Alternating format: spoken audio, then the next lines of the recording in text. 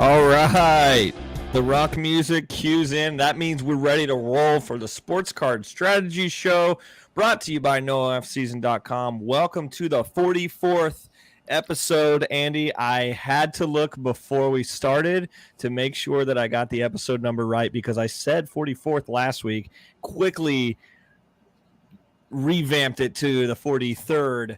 And I know that was important to Paul. He said, just show up, say the right episode. So here we are. We're in the 44th episode of the Sports Card Strategy Show. Welcome back. I had an action-packed weekend, but it was week 2 of the NFL preseason. So how are you feeling, Andy?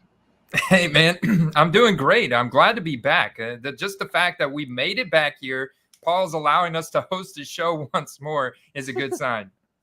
That's awesome. Yeah, I think he's gallivanting all over Africa somewhere. So he ended up finding some Wi-Fi somewhere, reached out to me and said, "You guys did a great job. Thanks for doing it." Blah blah blah. And I was like, "Cool." Andy's still on the hook for next week, then, so we're good. All right, so I got to talk about a couple of things before we go into our normal rundown, of which we're like, hey, just for everybody. If this is your first time listening or watching, or if you're live, or if you're afterwards, my name is Kendall McKee. I am the regular co-host of Sports Card Strategy Show with Paul Hickey from NoOffSeason.com. And this is my man, Andy. He does our football show here on the Sports Card Strategy network of shows. Super, super smart guy. And luckily, it is football card selling season. And probably buying for some other like the smaller players, some guys that are coming up in the ranks. I'm sure you have some stuff to talk about there. But Andy, I wanted people to know you. Wanted people to know your face. Go ahead and promote like what you normally do. Yeah. So Football Card Quest is my normal channel. You can primarily find me on YouTube, where I virtually have videos coming out on a daily basis. Especially right now, we're dissecting everything football cards. It's 100% dedicated to football cards, plus the occasional fantasy football live draft, mock draft. I do some of those on my channel as well. Plus, I live stream. I host several fantasy football leagues through our patreon.com/footballcards community portal. And so we've got all that going on. Plus, we've got a podcast on a weekly basis with my man Carter the Power from Power Hour LSU. So it's all football cards all day, Kendall. All football cards all day long. So here at NoOffSeason.com, we love to have a wide portfolio of resources for the average investor and collector to get into. Probably most of our content is related to investing more than collecting. Actually, I'm going to go ahead and say it is more for investing than collecting. But there's like this weird middle ground also where people fit into both of those categories. So if you're here for that, then welcome along. If you're here to like turn some cards that you're not sure into PC cards, so you're an investor so that you can be a collector, I fit right into that market. I am never going to get a Brady card without flipping till I get there. So we'll talk about that in a little bit. But No Off Season loves to put out awesome content. I'm fixing to get to like one of my favorite things that we've put out recently, which heavily involves Andy. But if you are interested in some of our content, is some of the premium stuff is behind a paywall. I'm sure you guys are used to that at some point, but now you can get 20% off using No Off Season code when you sign up for our website. And if you sign up for a membership there, we've got some awesome deals, which I'm going to pull up the slide right here in front of you while, Andy, you just start talking about what we've got launching right now in terms of the draft kit. Yeah, man, the Fantasy Football Dominator Draft Kit is an incredible resource. You get the rankings of the top 300 players in the NFL that are fantasy relevant. You also get my tiering system, which is going to group players based on their workload, their talent profile, their offensive system that they're in, the coaching. And then you're also going to get several articles that I put out on there, plus several mock drafts. This is really going to help you accelerate your learning curve, dominate your fantasy football leagues this year, and win some money. I'm all about winning money, which is what we're here for. Because as you win money, then you can be collecting money for that Brady card out there, whoever you're going for. I see an oversized Brady card behind you on the door. Tell me about that. Yeah, that's a custom card that I got off of eBay. It's actually, the poster was only like $6 or $7, but the Marvels insert from 2020 Donruss is a case hit. It's an incredibly rare card. I was like, I could get this oversized poster. And so what I did is took a show your slabs display that I had customized with my logo and stuff. And I took the individual slabs out of it and put that poster on it. And I think it looks great. It actually fits on the door well. And I like it. It looks sick. I'm a fan of it. I saw it last week peeking out the corner, but you have a more wide angle today, and so definitely more. I need to ask more questions about your backdrop here in a little bit. But before we get any further, I also don't want to forget to mention that Market Movers is who sponsors our show here. We use it in all of our resources in terms of finding the best deals. It's a really great resource that they've worked a lot on, so you can get your first month for $1 if you use the code NOOFFSEASON as well for the Market Movers app. Okay, now that that's out of the way, we are never referencing another sponsor for the rest of the show. Just kidding. But we will be moving forward on, and I'm going to ask you some questions about the cards behind you. I told you I was going to do that last week, and now I'm just like, man, I sit with Andy on this show for an extended amount of time, and I end up looking behind you because there's some of the cards that I recognize just from doing this long enough. I know that Travis Kelce is always back there. I've referenced it quite a few times. I see the vintage card 2 rows up from that. Is that Walter Payton? Yeah, it's a Walter Payton rookie card. Yeah, I love the Walter Payton rookie. I see a Ken Griffey Jr. rookie up there, which I did not expect. Yeah, that is a Ken Griffey rated rookie. So I played baseball my entire childhood, and a lot of my childhood collection was baseball cards. It was some Bucks cards. You could see the Steve Young rookie right there, the 1986 Steve Young that I actually had my entire childhood, came back in SGC 6.5, so not terribly upset about that for how old it is. Yeah. But I had a Ken Griffey Jr. rookie card. Have like a lot of Frank Thomas rookie cards. I have some Wade Boggs autograph cards from the early 80s. So I've got a lot of really interesting baseball cards. Got a Mark McGwire rookie card, the All-Star baseball, and it's like in 4 inches thick of plastic. This is one of the crazy. It's like the most 90s things you've ever seen. I'll show it to you. So it's in this big like like crushed velvet or suede case, and then inside of it is this giant. Look at that thing, man! Look at that. Jeez. Screwed down. I will say that is some clear glass or plastic. It looks good. That is the most 90s thing I've ever seen. Yeah. I have a mantle that's in a screw down case, but it's definitely not that big. But yeah, I think like 95% of the people that show me their collections that are from the 70s and 80s all have at least one screw top case. And I don't know if you've seen this, but there are some horror stories of people opening up their screw tops and like so I don't know. There's been some things that I've seen on YouTube where like the card will like stay connected to the glass. So when you pull it away, then you have like the front and the back of the card on each side of the glass.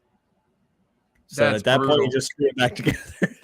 I think if you've had these in these screw top cases for 20 plus years now, I guess 30 plus years now, that you just leave them in there. Yeah. Just leave them in there. Just leave it.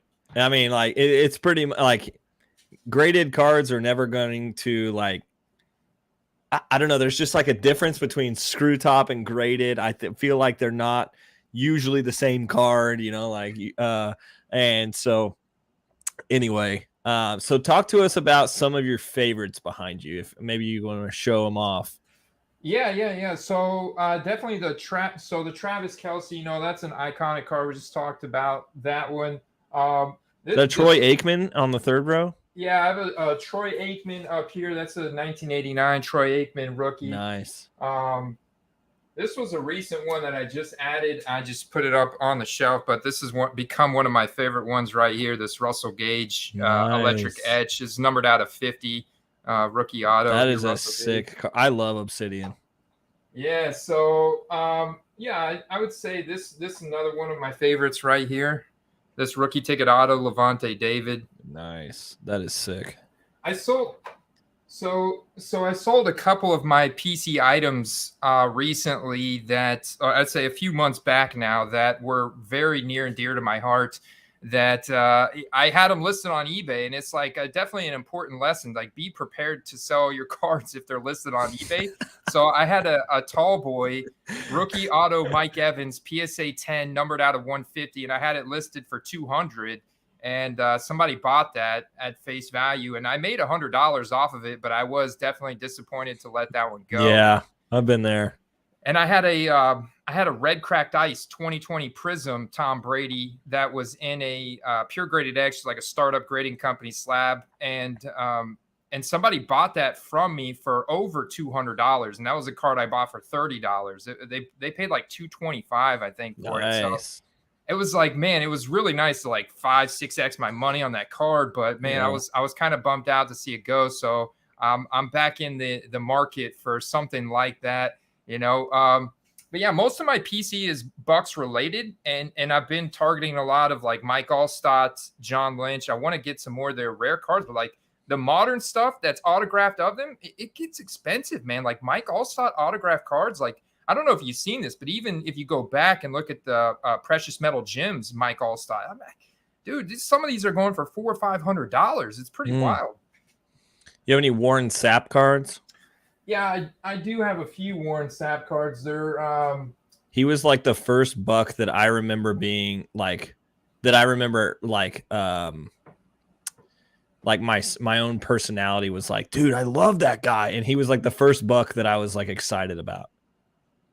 Yeah. Oh yeah. Warren Sapp is such a beast. I do have some up there. I got some Warren Sapp, some Hardy Nickerson. This is a really cool Mike Allstott card. Let me get this one. So this was one of my favorite cards because it has, oh yeah, you can see it's popping right sick. There. Yeah. The hologram. Like 3D. Yeah, man. It's like, wow, this is incredible for a 1996 Upper Deck, man. I just tell you, Upper Deck made some incredible cards in the late 90s, early 2000s. And he's got the creamsicle on. Yeah, I like that. I'm a big fan of that card. Shout out to David Hunter, man. David Hunter out there. He actually gifted this card to me. That's awesome. That's super cool. All right, we got our first comment rolling in. Allstott was a beast. Eric Stefano is fully on board with your Allstott. So the 3D hologram, kind of Star Warsy.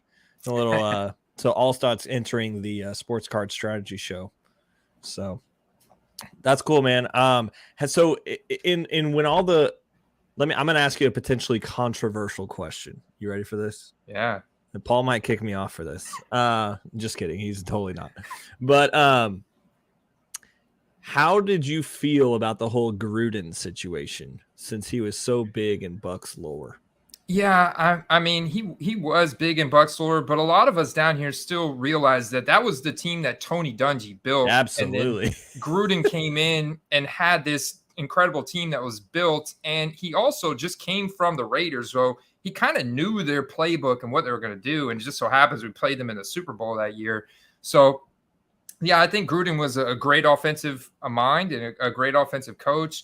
And, I mean, you know, I don't know that I mean, I saw, like, I guess, snippets of the emails that were leaked out from things that he said, I guess, to different staff members, teammates, stuff like that. I don't know how much it was that there was some beef between Roger Goodell and John Gruden that caused all that to come to the surface. It was just really kind of odd how that whole thing happened. You know, so, I mean, I still have some respect for John Gruden, and it's hard to ever, like, really understand what the full truth is. I mean, like, even today in some of the cases that we see today, it's hard to understand what the full truth is unless, of course, there's some type of, like, video evidence or, like, hard evidence. I don't know. It's just weird the way that whole thing happened and how it ended up forcing him to resign. Yeah. I mean, I'm not a big fan of Gruden, and I'll just be honest. But then, but I was a huge fan of him at one point, because like before all that came out, I was like loving the way that he interacted on TV and like some of the stuff that I used to watch when he was a Bucks coach. Like I remember that, and like I wasn't even a Bucks fan, but I remember that, like him going there and then winning and all that stuff. It was like a big deal at the time. But anyway, I just wanted your thoughts have you been a lifelong Bucks fan? Is that fair to say? Yeah, man. Born here, lived here my entire life. So my 37th year as a Bucks fan. I remember sitting in the old Sombrero. We used to have the old stadium that was right next door to our current stadium. It was all concrete seats from the bottom of the field all the way to the top. I remember playing in during halftime in our Pee Wee scrimmage game. I was probably like 8 or 9 years old, and I remember playing in that game. Like during halftime, we get to go down on the field, and we had Mr. Huddles was out there, the mascot, and it was That's awesome. Yeah, that's a cool story. Well, here's another good question. I actually do have some thoughts on this because it directly affects my team. But what do you guys think about Kareem Hunt's speculation of being traded to the Eagles? Is a good opportunity to buy? I think Kareem Hunt is a good opportunity to buy, but you got to understand he does have a somewhat of a smear on his reputation. He's a great athlete, great running back, but he does have somewhat of a smear on his reputation because of the domestic violence issues that he had surrounding him a few years back. But he's a very good running back. He could potentially be traded, even though the Browns said no. They like having that depth on their team. They're a run-heavy team. Got one of the best offensive lines in the league. They're the best thing for Kareem Hunt to do at this point is just to outperform. Obviously, it's going to be very hard to do that against Nick Chubb. But next to Nick Chubb, I mean, even last year with just getting that satellite back work, getting a 50% snap share, he was a top 20 running back in the league, even on a split carry workload. Yeah, I kind of expected his fantasy draft slot to go higher this year than it did like previously, because in previous years you're drafting him as like a full-on RB2 or or at least in his positional eligibility wise. And then this year, like if they trade him, I mean, he would be an RB1 most places. And so I was watching the Browns preseason game last night. That's my team, so that's why I was watching it, and I just missed watching football, so I'm watching this Eagles Browns game, and I wonder if this Facebook user was watching the same game, because they brought up how there's a deep wide receiver room in Philly. Well, that's what they said. I don't believe that, but and then they had like Cleveland has a deep running back room, and then Cleveland's trying to figure out how many roster spots are they going to keep for their deep secondary / their deep running back room. Like, what's the deal here? Are they going to keep Josh Rosen? Blah, blah, blah, all that. And so the announcers were talking about it. And Joe Thomas was one of the coolest stories, by the way. Like just Hall of Famer straight into the booth. Like, let's go. But I wonder if they were watching that, because they did talk about it. But I would say that is an absolute loss for the Browns. Like the guys on the Phillies roster, unless it's AJ Brown, I'm not excited about bringing them over. And I mean, obviously they're not going to deal Smith in a Hunt trade or AJ Brown. And so anything after that, like Jalen Reagor, unimpressive, just any of those guys, I'm just not excited about. I'd much rather have, even if like in the weird scenario that like Kareem Hunt is a slot receiver for the rest of the year, he's not going to do that. I'm just saying, like, if I would rather have Kareem Hunt as a slot receiver rather than one of those Eagles players. But obviously that's a hypothetical. I know he's not going to play slot receiver. That's just a joke. So I think going back the last couple of years, Andrew Berry has been a great GM. I would say everything that he's really done, except for maybe the Deshaun Watson acquisition. But I mean, hey, we'll see how that pans out. I mean, you guys could be sitting in an okay spot. just with the strength of your run game, the defense heading into week 13. Ironic that he comes back against his former team, the Houston Texans. But you guys, I don't think that's ironic at all. I think that's totally manipulated by the NFL. I think so too. So, but Andrew Berry's been a great GM. Kevin Stefanski, great head coach. I don't see a scenario where they trade Kareem Hunt, and their wide receiver depth is deeper than Philly. Yeah, your wide receiver on the Browns is way deeper than Philly. Like, Philly is trying to get people to buy into Jalen Reagor because they wasted a first-round pick on him in 2020. Let's go, Andy. And they're trying to find somebody to buy him. Nobody wants to buy Jalen Reagor right now. Get on a platform, Andy. Let's go.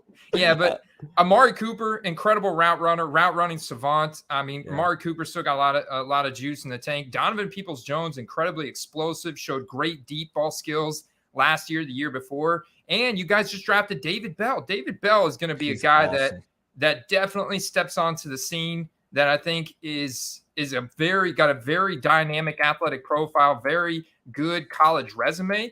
And then you got Anthony Schwartz that could go out there and stretch the defense even more with his pure, straight line speed, being a former Olympic sprinter. So it's like your wide receiver. And then David Njoku is one of the most athletic tight ends in the league. I mean, Deshaun Watson's set up to absolutely smash when he comes back. Yeah. They've done a good job of really putting some guys in that room for it being a not so deep, wide receiver room. I actually think that is a more healthy wide receiver room than potentially sending Kareem Hunt over for something stupid. So, but I do think that it could be potentially a Kareem Hunt buying season in case they do move him. I actually feel a little bit more like they are going to do that. At some point, just because Dearness Johnson is so electric, and then you also have Ford back there, and so like if you could potentially move Kareem Hunt for something that's going to help you win now, I think that could be a pretty big scenario. And I wondered, like in week 4 or 5, if Jacoby Brissett's not playing well or whatever, they use that to go get Jimmy Garoppolo or something like that. But that's just a hypothetical situation even then. So, yeah. And I mean, Joshua Dobbs, he looked competent last night. I loved it. Yeah. Some mobility. He's an interesting guy that I think they've got depth at quarterback as well. So I don't really see them making any moves unless it's really to strengthen the defense, unless they make a deal with somebody to just add more depth to your defense, which, I mean, your defense is already you have talented playmakers on the line with Myles Garrett, with Jeremiah Oworafor. I always get his name messed up. It's a super long last name, but he was one of the highest graded linebackers last year by PFF. So incredible rookie season. And then you guys still have Denzel Ward, right? I mean, its secondary is not like it's not super deep, but you have pieces at every level that can stop opponents and make you guys competitive even without a superstar quarterback back there. Yeah, I think they move Kareem Hunt in a situation where somebody gets injured and they have to, basically. I don't think they're just gonna like do it for Kareem Hunt's sake. I don't think that's gonna happen. So, is it a contract year for Hunt? That's something that I don't know, to be honest. Yeah, I believe it is. So Kareem Hunt's rookie year, 2017. So that is interesting. Like, right? I mean, 2017 rookie, there's not a ton of just 2017 seal product out there. So if you're investing in a singles, understand there is definitely some scarcity out there. But this is a contract year. After this year, he will be an unrestricted free agent. So he's going to go and get a bag somewhere. And that's why he was trying to get an extension with the Browns. He was upset they didn't give it to him yet. But, I mean, he's in a situation where he's heading into his age 27 and a half season. He'll be 28. So he's kind of getting to that point where running backs start to peak and start to decline in production. So that's where they're like what happened with Leonard Fournette last year. Go out and prove yourself, prove that you're worth that starting running back contract, heading into your late 20s, early 30s. And if he plays good this year, I think he absolutely is going to get a bag from either Cleveland or another team where he goes and functions as an RB1. Yeah, I think it is an interesting situation thinking about, investing in him not for the next 5 weeks, from a longer situation. Whoops, I just typed situation when I was trying to. I hate doing that. I was trying to look up his rookie ticket stuff. There's one like that $30. yeah, I mean I would say that's not like a horrible, swing. You could make worse swings. But anyway, I'm sure we'll touch on some of those guys you can make worse swings on. There's less proven talent in worse situations that people are making bigger swings on. And we'll definitely get to those. Do worse. Yeah.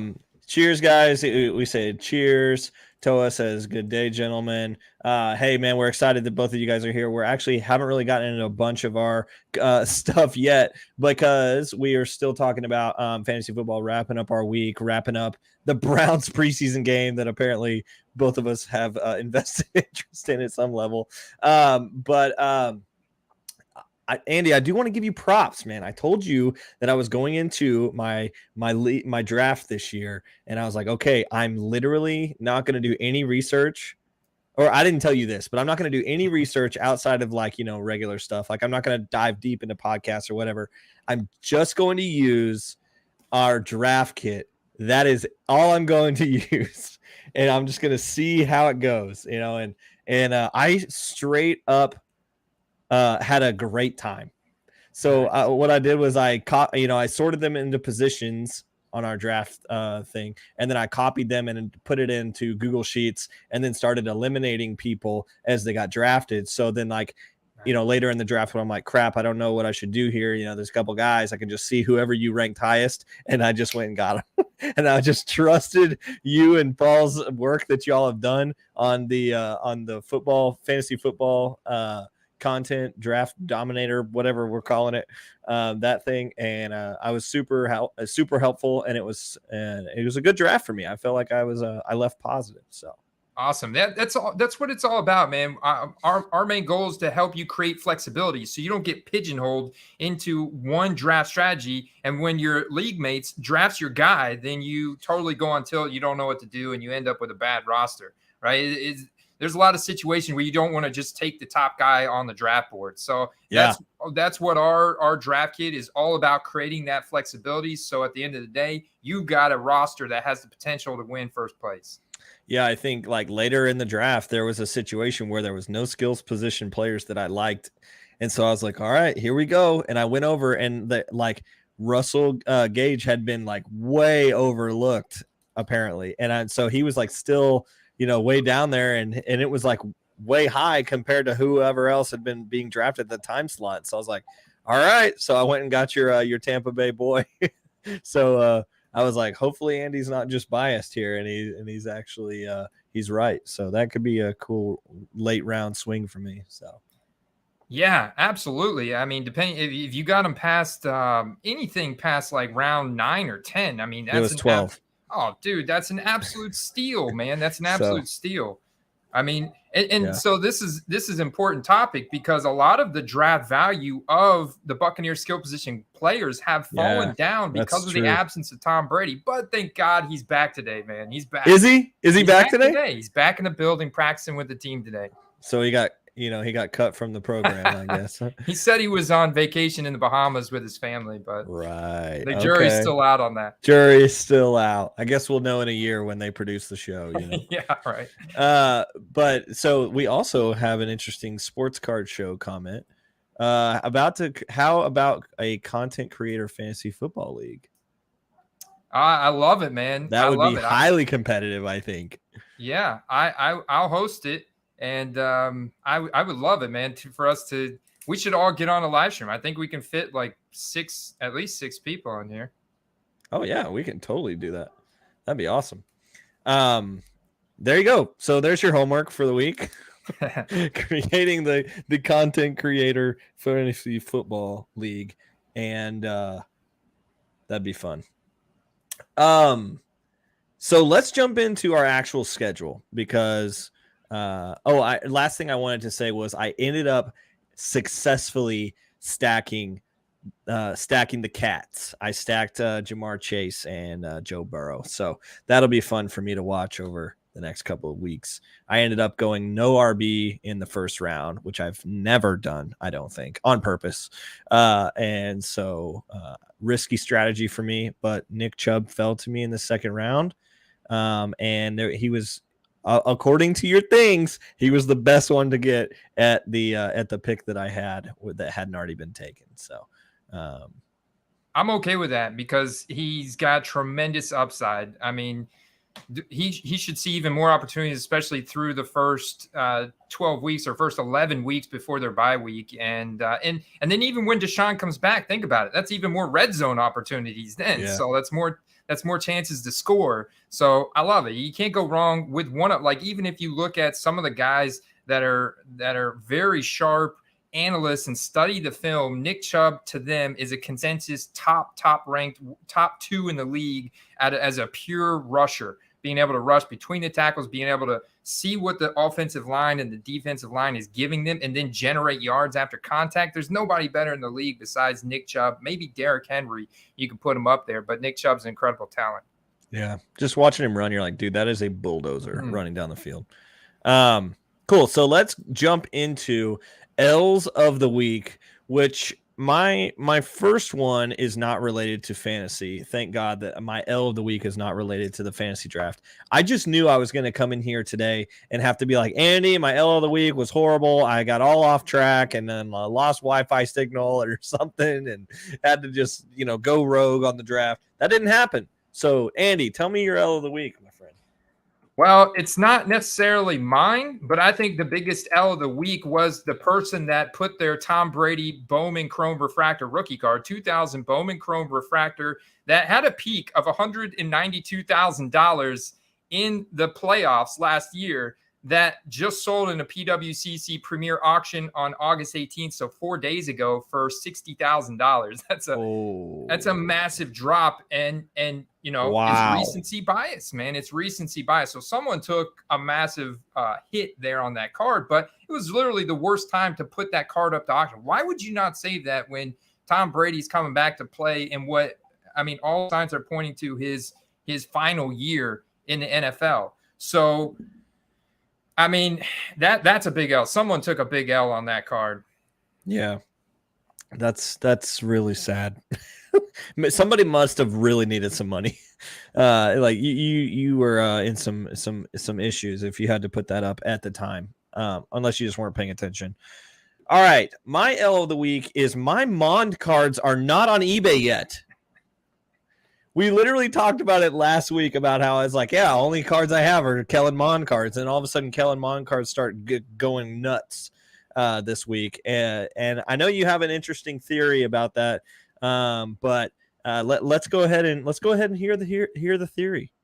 Well, so Kellen Mond has a very interesting athletic profile, first of all, but you go back and look at his college resume, like he holds several records at Texas A&M. So if you go and look at his college records from Texas A&M, he has the all-time program record for career passing touchdowns, completions, attempts, and total offense. And then the Vikings did spend a day 2 pick. So if anything were to happen to Kirk Cousins, Kellen Mond would absolutely be hyped up. Like, he's a second-year player. He has that athletic history. He has some very interesting athletic comps. Some analysts on TV have comped him out to Patrick Mahomes before. Whoa! I'm not saying that he is so right. He had a pretty decent first preseason performance this year, and I think that's what kind of created even more hype for him. But after this week, he's absolutely come back down to earth in a big, big way.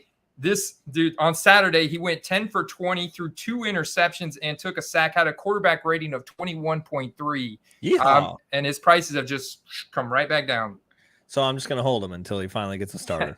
That's what you got to do. And because there's a lot of Kellen Mond believers out there that watched him in college, that saw, he still has 3rd-round draft capital, and he's got this athletic ability. So it's kind of like that whole, there could be a competent NFL quarterback there, kind of like Jordan Love. We just, you get little glimpses of these guys in preseason. People get really excited about them. They get pumped up, and only to be deflated as they get more and more opportunity. So that's a chance that's something real that could happen with him. So absolutely, you should have had those listed. Well, I never even thought it was gonna be a thing, and then like I came back from my my weekend trip, and I was just like, oh no, like he's skyrocketed, and I missed it. So I almost need to like just make this maybe as a pro tip. Maybe this is something that's going to come out, but you almost need to make all of the profiles for every card you potentially have available and just leave them in drafts in eBay. And as soon as something happens, just list it, just bang, like as soon as you don't have to worry about going to get pictures. You don't have to worry about all that. You just list that sucker. And so I might be onto something there. This is why I'm a big proponent of buy it now. So I'll give you an example of a guy that I listed. And I always like it when I'm doing a buy it now, I'll go and comp the card that I have out. So for example, and maybe I'm jumping ahead here. My win of the week, though, is it okay if I give you my? Yeah, win we of can the go week? to that. I'll just throw the banner up here. Oh, but yeah, you keep going. So my win of the week was Damian Pierce, running back for the Houston Texans. Now, this is very interesting because he's a running back, but he is a rookie. But he is on a team that Vegas is only predicting to win about 5 games this season. So an incredibly difficult conference in the AFC. It would be a miracle for the Houston Texans to make it to the playoffs, anything like that. We do think Davis Mills is underrated. But what happened was I bought this college rookie ticket auto, Damian Pierce, coming out of the University of Florida. He was drafted in, I want to say, the 3rd or 4th round. But I mean, didn't have a lot of numbers in college, but he was absolutely like a dog. Like this guy has incredible work ethic. He was shown plowing defenders over before in college on a limited basis. Yeah, early 4th round draft pick. So I bought this card at the end of July for $8 plus shipping. It was like $12, $13. A college ticket auto from Chronicles, numbered out of 149. Sold it for $60. Nice. And within the first hour, I had it listed. And so the way I priced it out was I go and look at that draft class. I'm like, all right, here's a couple guys that are hyped up: Romeo Doubs, George Pickens. I don't see Damian Pierce getting there just because the fan base on the Packers, the fan base on the Steelers, plus their wide receivers. But this card could probably get to like 75, 80%. So I go and look at different players from that draft class, and I look at the same card to paint a picture of what the floor is and what the ceiling is. And then I try and price it towards the ceiling if I think that player is going to break out. So I priced it at $60. Boom, it sold within the first hour, Kendall. Oh, man, what a play. Do you feel like you could make that same play for Isaiah Pacheco? Yeah, but he has literally nothing available. The only thing you can find for him is a signed jersey or a signed football or mini helmet from Rutgers. So you've already tried. Is what I'm hearing. Yeah. As soon as I saw it, because I go and look him up. I go and look up his athletic profile, my favorite resource, playerprofiler.com, and looked up his workout metrics. And I see, oh my gosh, here's a guy that runs a 4.37, put up pretty good numbers at Rutgers. And then I started looking at his college highlight. I'm like, okay, this guy is something here. This guy with Patrick Mahomes, Andy Reid, Kansas City system. Clyde Edwards-Helaire has been a disappointment thus far in his career. Ronald Jones is, there's a Ronald McDonald, no, I mean, can't catch the ball. So he's very limited, siloed type of athlete that's now already getting older, and he's on the verge of being cut from the team. So I'm looking at a guy that can absolutely break out in one of the most prolific offenses in the NFL. So yeah, I was trying to immediately see what was available for him, and there's absolutely nothing.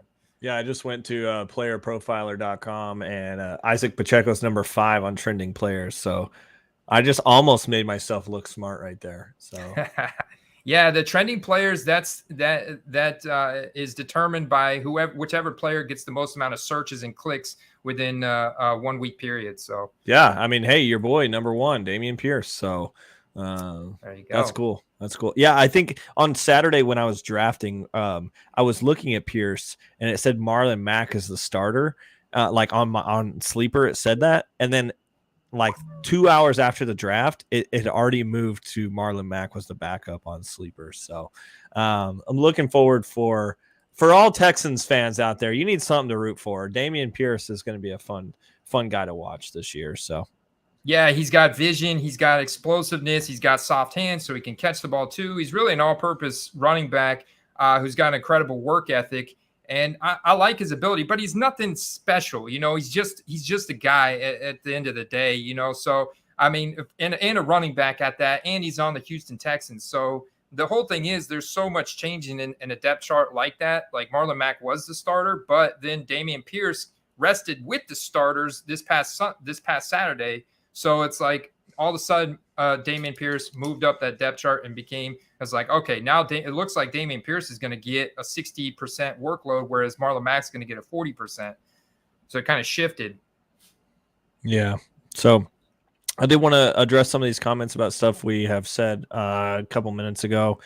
They did trade for Nick Mullins this week. I did think that was interesting as well. Mond actually couldn't even make it into a jersey last year at several times. So yeah, I'm thinking the Vikings are probably less than impressed. They're probably very impressed with his athletic profile and less than impressed about what he can do on the field, which is many times as an A&M fan how I felt at Texas A&M, especially before we had son of a gun. Never mind. I'm not going to go there because I can't remember the name anyway. So, yeah, and then they confirmed they did get Mullins. They did. I'd like Mullins. I've always thought that he was an interesting play. But I don't know why the 49ers moved him. I thought that's kind of funny.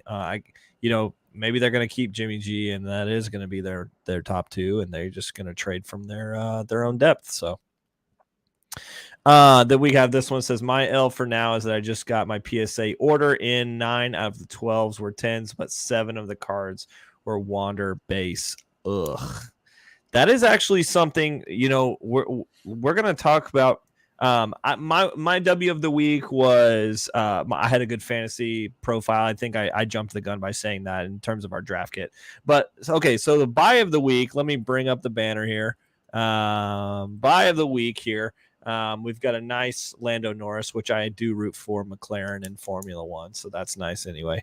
But our buy of the week for me is I thought that could be a potential buy, is that Wander is very he's kind of come back down to earth this year.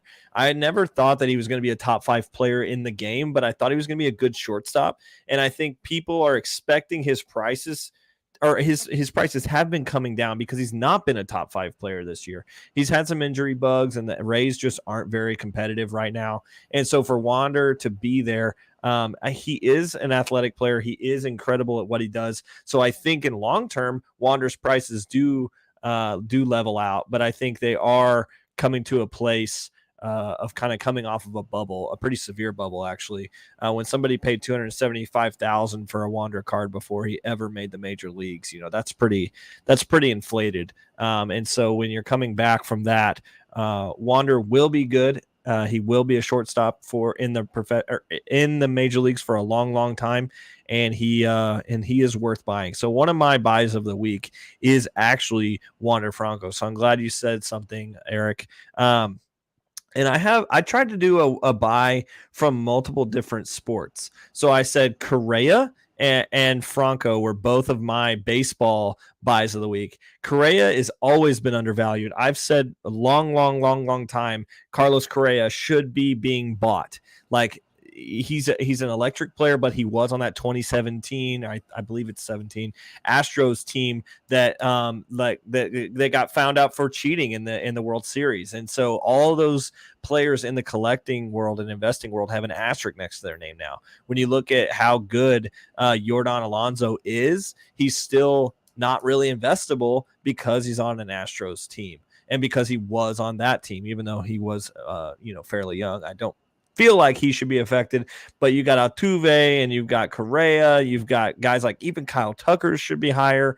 Those guys are all taking the Astros hit, and honestly might take an Astros hit for their whole career. But I think Correa doesn't take a hit for the rest of his career, and here's why. I think he denied going back to the Twins next season. So he's going to be a free agent again this year. He's going to be probably the top shortstop free agent this year, and he's going to make a ton of money in the offseason. So go ahead and I think it's a good time to buy Carlos Correa. You have probably several selling opportunities over the next couple of months with him. the Twins probably make the playoffs, which will be a bump for Carlos Correa. He's very athletic, big profile, great hitter, and just a guy that the further he gets away from his Astros narrative, unless he goes back to the Astros, which I don't see happening, but that would be a sticky situation. Correa could be a buy as well. My football buys is Pulisic. He's not in favor right now with the Chelsea system. Chelsea is looking like they're probably going to ship him out. I think it could be a good opportunity for us Americans before the World Cup to get in on our star player. And I think the Pulisic market is down from where it will be in a couple months. So I think it'd be an interesting play. Also, Anthony is probably going to move to the Premier League as well. We've talked about him several times on the Soccer Card podcast, which I definitely need to get back in on and do another episode. I have been lacking there. And also, before I transition to Andy, it's funny you brought him up earlier because I think it is a good buy season. Right now, I would say if there's any available, buy Tom Brady, because people have been putting, crash selling, just like what you talked about, crash selling because they think that he's been on The Masked Singer. That's been the rumors. So, is he really focused on football? Is he wanting to just kind of do a victory lap that he didn't quite get last year?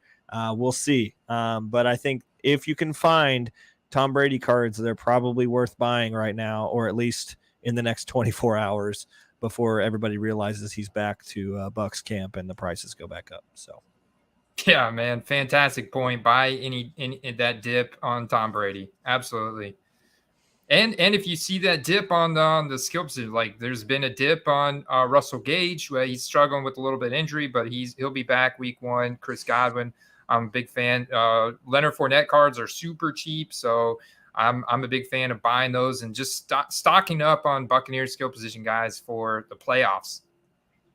There you go. So are those your buys of the week? No. So my buy of the week is going back to this rookie formula because I want to talk about actually flipping right now. And I do believe that there are some flipping opportunities heading into week 1. My favorite guy to buy right now, college ticket autos of Jalen Tolbert, wide receiver for the Dallas Cowboys. Yeah. This guy is going to be on the field on America's team in all wide receiver 2 and 3 sets. So he's going to be alongside CeeDee Lamb. This guy's going to be out there on the field, and I absolutely expect him to put up a couple touchdowns. He was super dominant at South Alabama. It's a small school, but he really ascended himself throughout the draft process. He excelled at the Senior Bowl, dominated at the Senior Bowl, did well at the Combine, runs a 4.4 speed, 6'1", 194. The Cowboys ended up drafting him in the 3rd round, even though he went to this little school. He's already made the starting roster. He's going to be out there. The Cowboys are playing the Bucks Sunday Night Football week 1.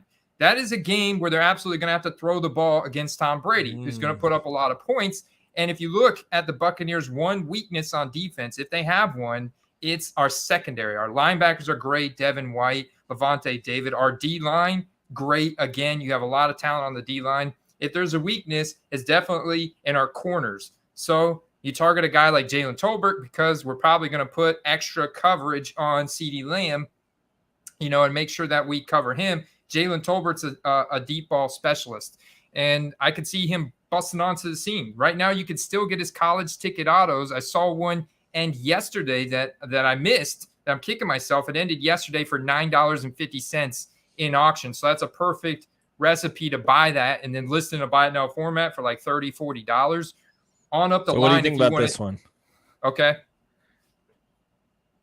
Is this a good buy, bad buy, out of 99? Oh yeah, so I love that because you can come in and make an offer and potentially secure that for $20 out the door, with the shipping and everything. I love that because I feel confident in the scarcity of the college ticket auto and how making an limited offer right now, bro. Yeah, man, here we go. I love it, man. Making an offer live. And it's the whole Dallas Cowboys effect. You see that has a blue border, so it's got a little bit of Dallas Cowboys color match to it. And there's going to be very, very few cards of him with any type of Cowboys logos or anything like that yet. So right now, that's a perfect card to target and flip in week 1 on the hype that could be generated for him. Dude, that is such good info. For all of you out there, go buy Tolbert cards. We'll just have the sports card strategy show a corner of the market, unless you've got the Quest people on it as well. And then we have just Tolbert cards just everywhere, unless he gets injured in week 4 of the preseason, and all of us are just holding a bag of Tolbert cards. But that's really, really good information, Andy. Appreciate that. Any others that you're seeing out there? Well, there's one more rookie that I would absolutely recommend you buy the dip on. These are going to be even harder to find, but it's Treylon Burks, the Tennessee Titans. So the Titans traded away A.J. Brown in exchange to the Philadelphia Eagles in exchange for this draft pick, and they drafted Treylon Burks to kind of be that one-for-one replacement of A.J. Brown. Now, he's not A.J. Brown, okay? Let's just say that. A.J. Brown's a generational talent, but this guy is borderline one of the best Arkansas Razorback football players ever. All right. This guy has massive hand, 91st percentile arm length. He was absolutely dominant at Arkansas in all formats. And now he gets drafted in the first round. And right now he's like number 6 wide receiver on the depth chart. Buy that dip. They're really giving him as much playing time as humanly possible to develop all of the finer route running skills, he's a great run blocker. If you actually look at the film from the first 2 preseason games, he was getting open a lot. Malik Willis just wasn't targeting him, and he really hasn't played any snaps right now on an official NFL game format with Ryan Tannehill. So you watch, Treylon Burks is going to bust onto the scene at some point early this season when they need him. And because there's no other wide receiver on that depth chart that is comparable to the skill set that he brings to the table. And he's going to, with his first-round draft capital and how prolific he was at Arkansas, his college ticket autos and stuff. And you got to think about this. Arkansas does not have a professional football team.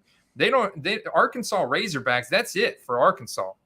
So, you got to think about that aspect of it. When he breaks out on Tennessee, there's going to be a lot of demand going through the roof for his Arkansas Razorback cards. And that just so happens to be really all that's available right now. And I think that those have dipped. Like earlier in the draft process, when Chronicles first came out, those were $100 college ticket autos. I'm looking at one that just closed for $40. So I can see this. Where do you think this one ends up?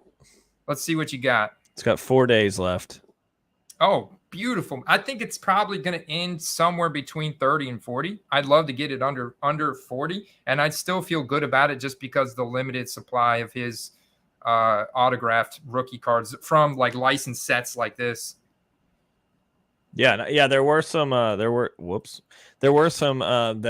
you want your close up, Andy. Here we go. Just like your nice close up there with the eyebrow raise. Nice timing. Oh, wow. There we go. But yeah, there were some other that were on here that were other Panini products. There's one that's the Panini Chronicles contenders out of 10 that's got 16 hours left, and it's at $152. Like, check this one out. Gold. Oh yeah, gold rated rookie, looking just super cool. Mm-hmm. Cool action shot. Where do you think that one ends up? Just ballpark. I think it's gonna probably end close to 200. It'll definitely shoot up. It's out of 10. It's got that gold. It's got the autograph rated rookie logo. It's definitely gonna go like 200 to 225. Nice. I've so my buddy that co-hosts Questcast with me, Carter the Power, he professionally covered, like his day job is to cover LSU football, but he also covers SEC football. He covers the Arkansas Razorbacks closely. Treylon Burks was his number 1 wide receiver coming out of this draft this past year. He's been super high on him his entire college career, and Carter was spot on with Justin Jefferson and Jamar Chase as well coming out. So I trust his advice there as well.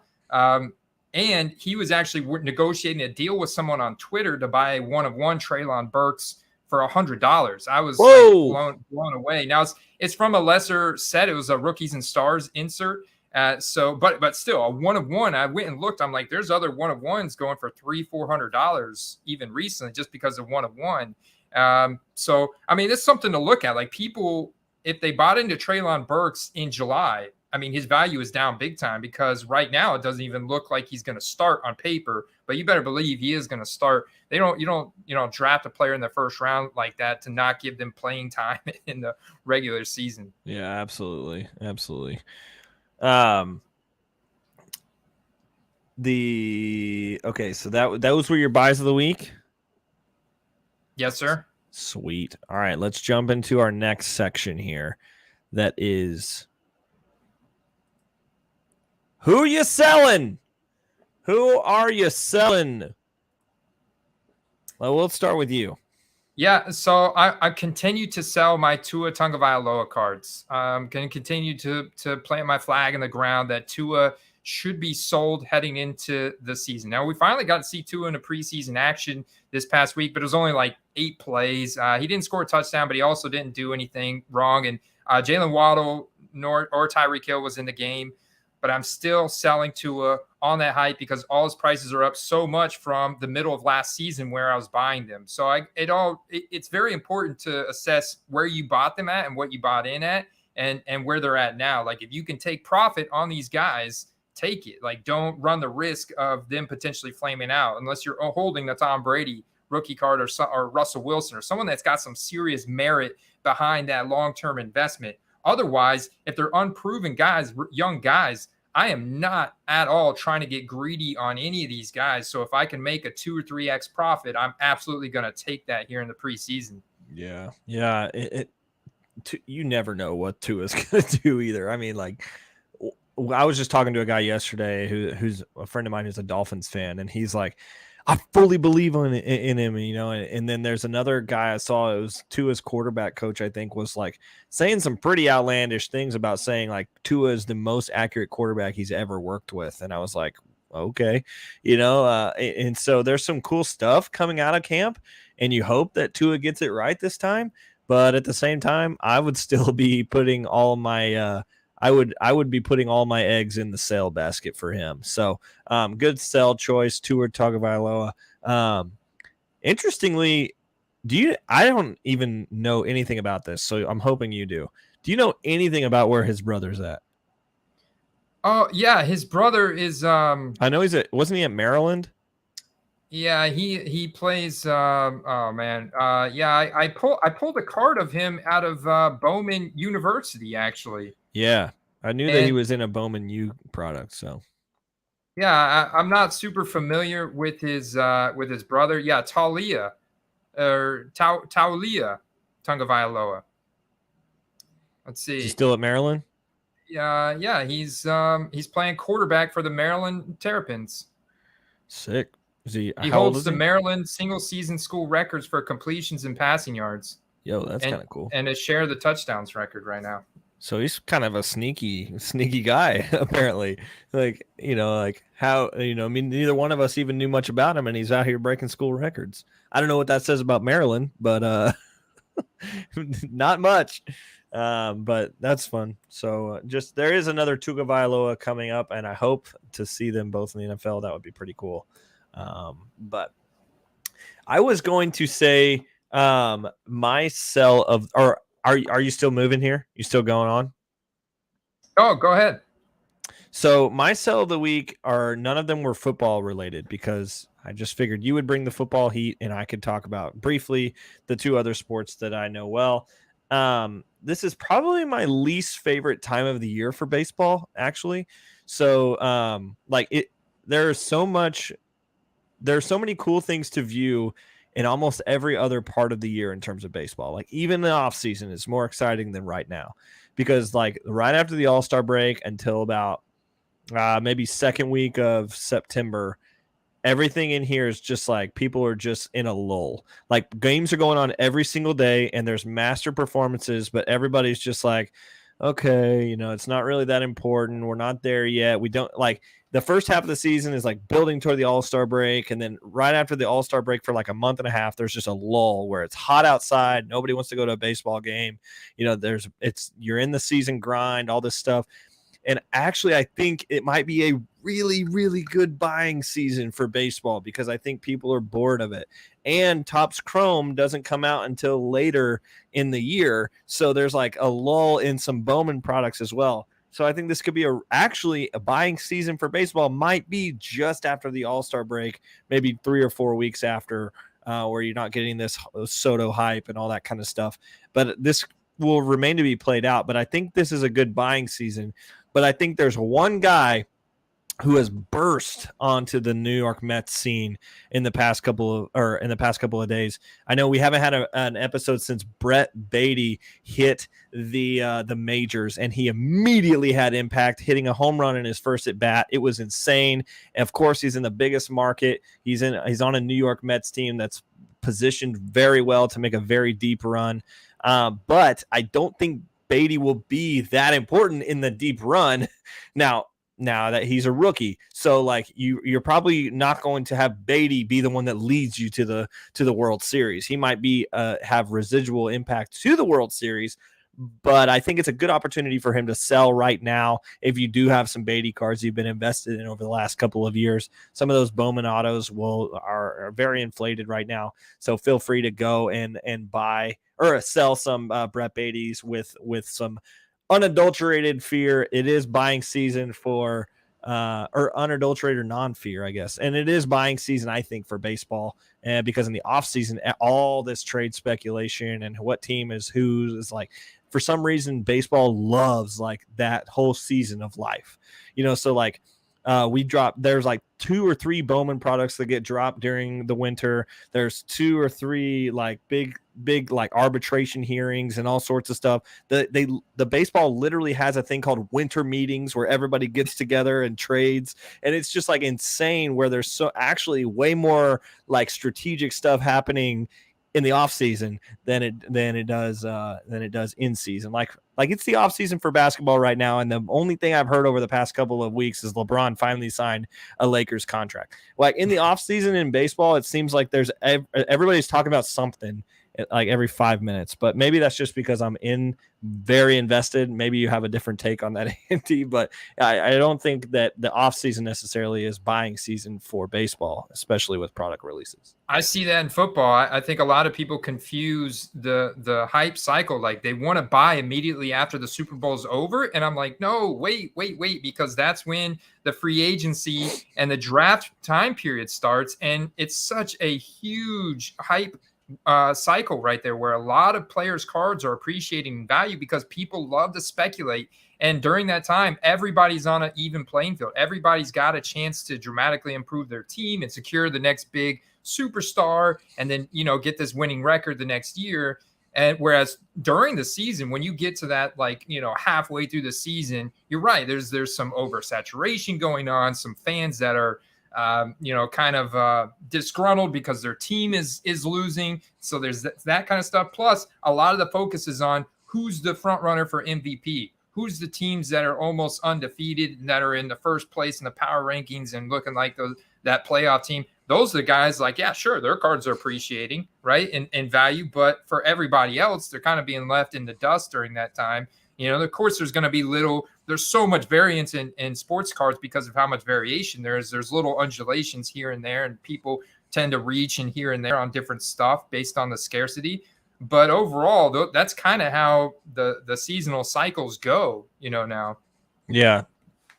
So, which leads me pretty well into the next sell that I have right now, is because these guys are definitely in season. It's like week 3 for them.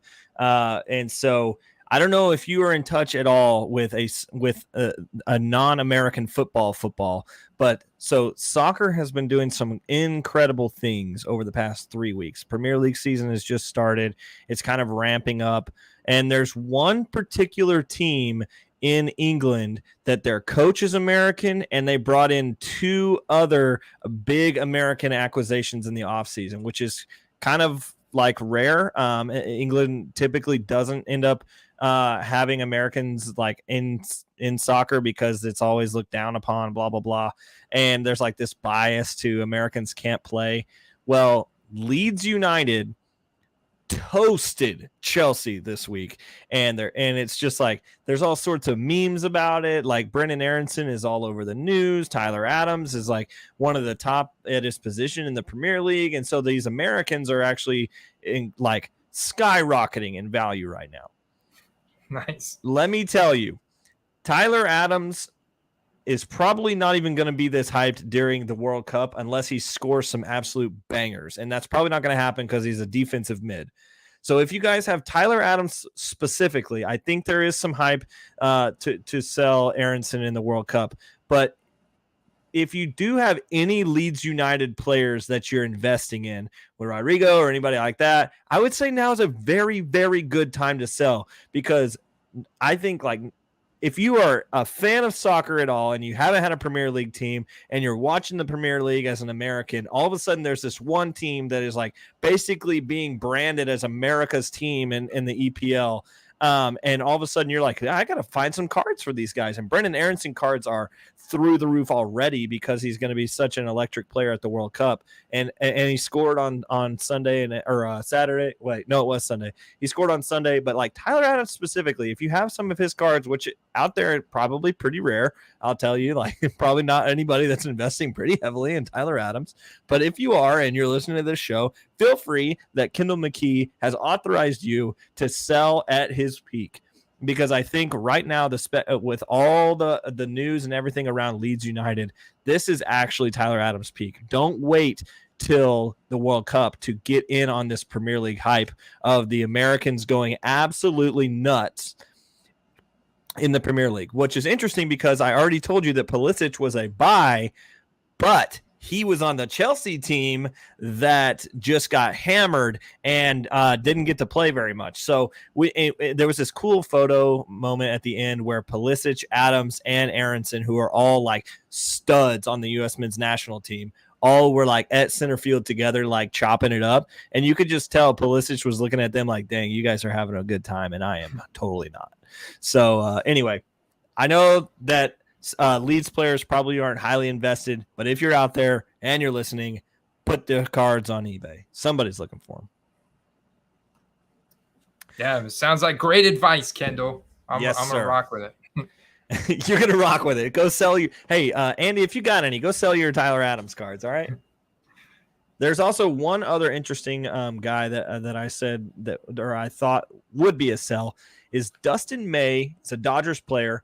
He's up 138% this week in terms of volume and market share. This guy had just come off of Tommy John, or maybe not Tommy John, but there was a significant injury for him. He came back from the Dodgers, and he is just now pitched his first game in a Dodgers uniform this year. He's an electric player. He's a guy that they're positioned to have for the long term, and he's like unique in the way he has like a ton of red curly hair. It's sticking out of a Dodgers uniform. It's out of this world looking, but he pitched very, very, very well in his first game back in a Dodgers uniform this year, who are positioned to make a very deep run. He's up 138%. I've always said do not invest in pitchers. So if you guys have Dustin May cards out there, feel free to get rid of those as well. It is a great time to sell Dustin May, especially because he's probably going to pitch again this week, I would imagine, and he's probably going to have another good appearance, so that's going to probably keep going up. So definitely get your cards on eBay or wherever you sell them if you have Dustin May cards. Recency bias, right? Recency bias, my friend. So, and never invest in pitchers anyway. So So you got me thinking. So I've got a great sell candidate and another one to add here for a wide receiver. I'm going to talk about Gabriel Davis on the Buffalo Bills. Ooh, nice. And I think you should sell him right now. His values at this point are going for higher than T. Higgins at this point. And wow. We're talking about a fourth round draft pick. This is a guy who had 549 receiving yards last year, but the recency bias, everybody remembers the 4 touchdowns that he had in the championship game with against the Kansas City Chiefs, and how he dusted that guy's ankles to get the Bills into that overtime situation. Well, he only had 6 touchdowns total the entire season last year, finished as a wide receiver 60, and people are now projecting him to take such a massive leap in production to finish over 1,000 receiving yards with probably 100 targets plus double-digit touchdowns. And I think his production is very touchdown dependent. So, yes, he's on a good team. I do project the Bills to make the playoffs this year. But right now, he just got like a massive 40-something yard touchdown on Saturday with Josh Allen. I saw the clear clear demand spike for him on eBay, including some really expensive rookie ticket auto transactions that are now going clearly higher than T. Higgins.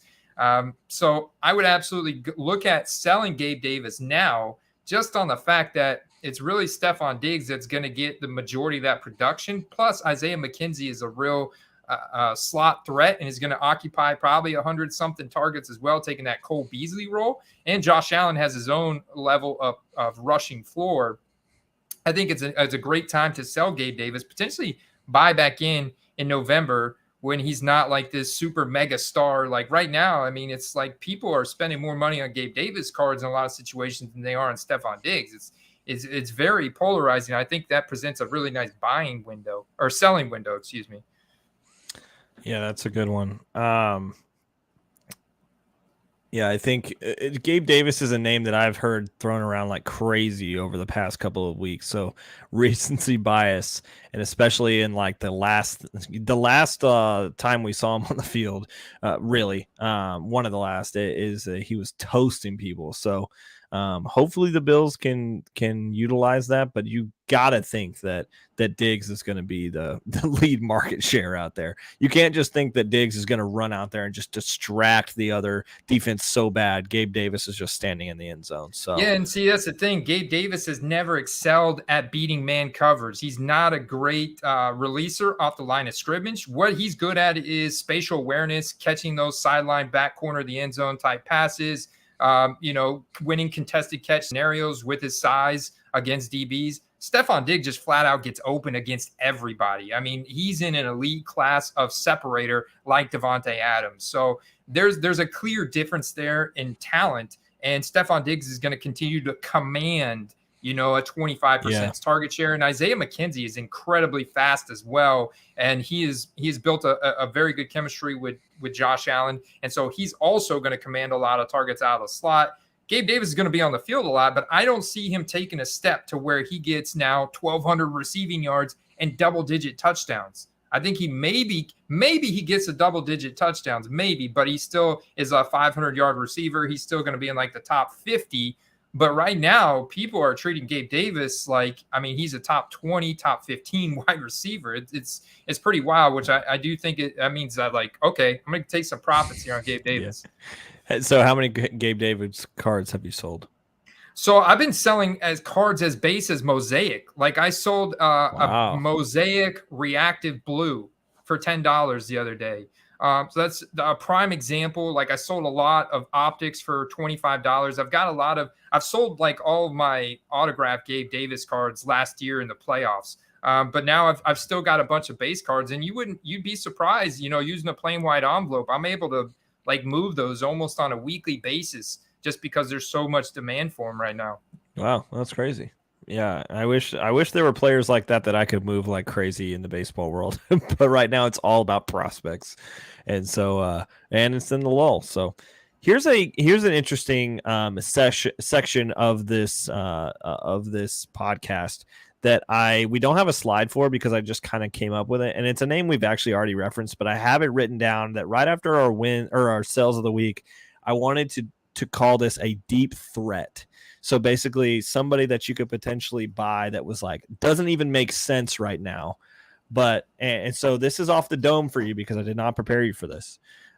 Is there a guy that you would say, okay, situationally, and we kind of already have talked about some of them, so maybe just reiterate some of the ones that you have said previously if you can't think of a new one.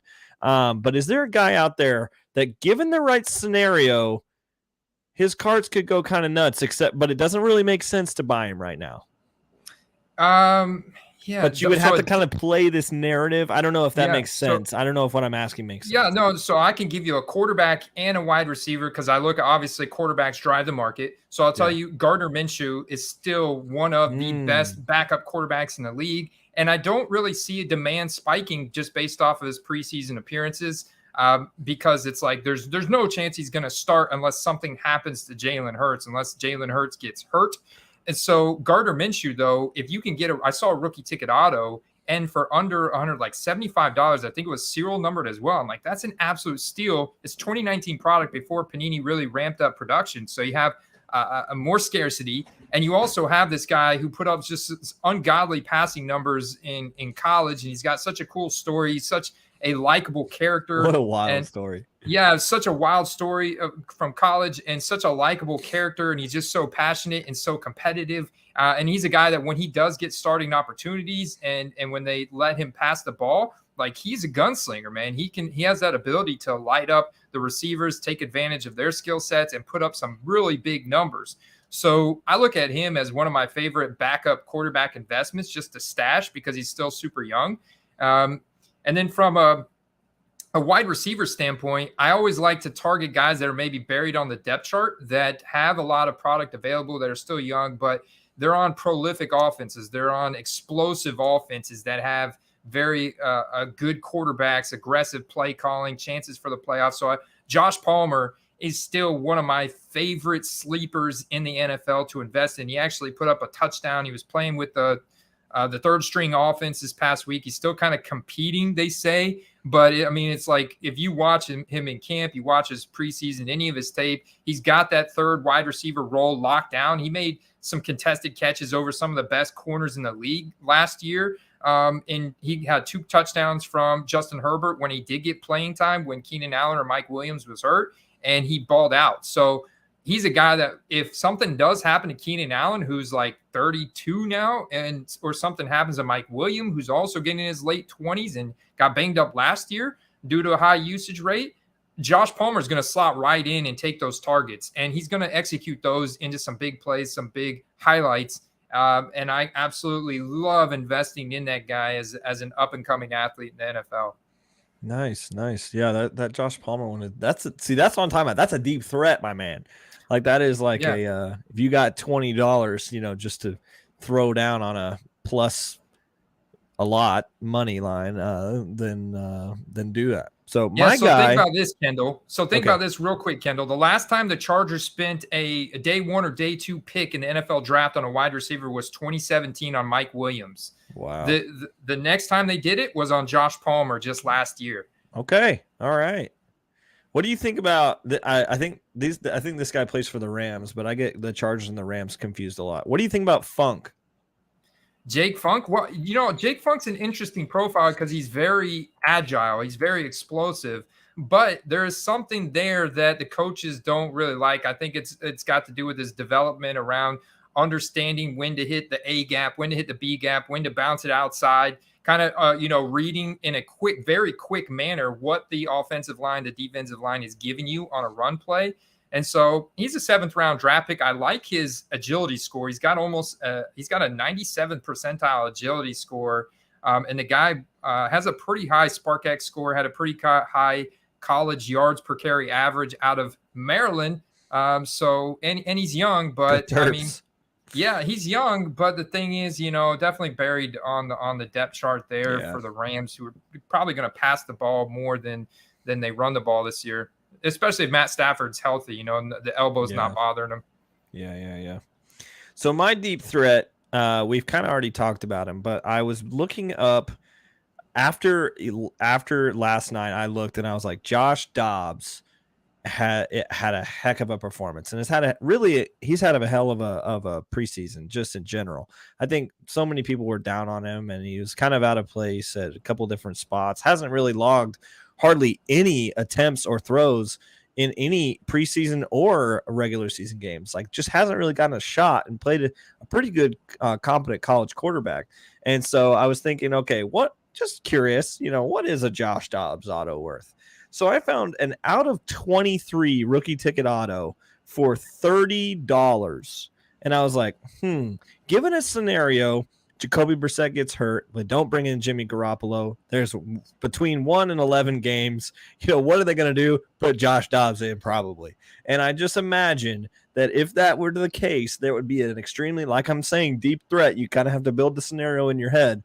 But in that event, his cards would definitely be worth more than $30 and the out of 25, basically. And so I was just sitting here thinking, like, man, that could be an extremely maybe not lucky. That's not exactly what I'm going for. And you never want to hope for injuries or something like that. But Josh Dobbs could have a significant rise in the right scenario this season. So 2017 product, man, it's scarce. There's not, because of how good the draft class is from 2017, led by Patrick Mahomes. It's a scarce product. And so there's not a ton of it out there. And so that supply could disappear quite quickly if you were to get a start. He's got a very interesting dual threat athletic ability. And so it could disappear quite quickly, leading to a spike, a pretty significant spike in the values of his cards. And from everything I've heard, the guy's brilliant. I mean, I don't know much about him, but from whatever I've heard, people are like, man, this dude in the quarterback room is that's what keeps him in quarterback rooms, is he's brilliant. So I don't know. Interesting. Well, he tested 29 on the Wonderlic, which is a intelligence test they give quarterbacks. That's 57th percentile. You'd be surprised how many quarterbacks don't test well in the Wonderlic. Yeah, I knew that. What was that dude's name? Gardner Minshew tested really high on the Wonderlic. And then there was the dude with the beard that played for all those years. Ryan Fitzpatrick. Yeah. Fitzpatrick was super high, I think, on the Wonderlic. Super high on the Wonderlic. For comparison, Deshaun Watson is a sixth percentile on the Wonderlic. He only got a 20. So, wow. Yeah. That's weird. So do you have Wonderlic stuff right in front of you? I do. Yeah. You can find that information out on playerprofiler.com. So just who's the highest in the game right now? In terms of Wonderlic? Yeah. It's no, that's a good question. So I know Davis Mills has a high Wonderlic score. That makes sense. Let me see. Yeah, I don't have metrics for all players. But if you give me a few minutes, I can run I'm just curious about the data analysis and see. Because if I'm basing it off of Fitzpatrick at all, apparently somebody said Josh Palmer is in concussion protocol from last week. So, well, it's better than a full-blown concussion protocol. Yeah. And it's not a lower body injury, a significant, any kind of tear. That would be brutal. But any soft tissue stuff is so hard. Yeah. So we can move on, but I am curious about that. Just if you're comparing Fitzpatrick at all into his career, and if you are saying he was in the NFL for so long because of his Wonderlic score and his mental abilities. Maybe that is a thing that you invest in some of these quarterbacks and just assume they're going to be getting chances for the next forever. And just assume that that's going to eventually be a good scenario for you to sell. All right. So I've got the numbers right now. The highest Wonderlic score of active quarterbacks is Gardner Minshew. Really? Yep. Yeah. Behind him, it's Blaine Gabbert. Blaine Gabbert and Gardner are actually tied. And then it's Carson Wentz, believe it or not. Carson Wentz, Aaron Rodgers, Matthew Stafford. Wow. Josh Allen is high up there, and so is Daniel Jones. Daniel Jones is tied with Josh Allen, so that's kind of like your top five right there. Interesting. And Ryan Tannehill, Joe Burrow, Jared Goff are right behind those guys, and then Tom Brady right behind them. So Tom Brady kind of rounds out your top 10. You got to have Brady in the top 10. Yeah. Got it. Oh, Kirk Cousins is tied with Brady. So Kirk Cousins and Brady both scored a 33. Huh. Do you know anything about the test? I really don't. Well, it has to do with their decision-making process. I know they test their reaction time. They present them two options, and they test there's a right and a wrong option, and they not only test do they get it right, but how fast do they get it right? So they're testing their decision-making ability under pressure and seeing how fast they are. That's one aspect of it. And then I think it's got logic involved in there. It's also, presenting a series, more than just two. I think it's presenting a series of options, almost like wide receivers, and then testing, which one is right. There's only one right answer, and how fast do they get to that right answer, and do they get it right? So I was wrong about the Wonderlic and the Josh Dobbs, but I wonder why people keep saying he's brilliant. Maybe he's just continued learner. Well, like I said, I think 57th percentile is pretty solid. Like he's ahead of a lot of guys. Like Peyton Manning tested a 28 on the Wonderlic, Russell Wilson a 28, and here you've got your guy Josh Dobbs at a 29. So what's Jacoby Brissett at? Let's see, Brissett. I think he's way down. Let's see, Brissett. Yeah, Brissett. Where are you hiding?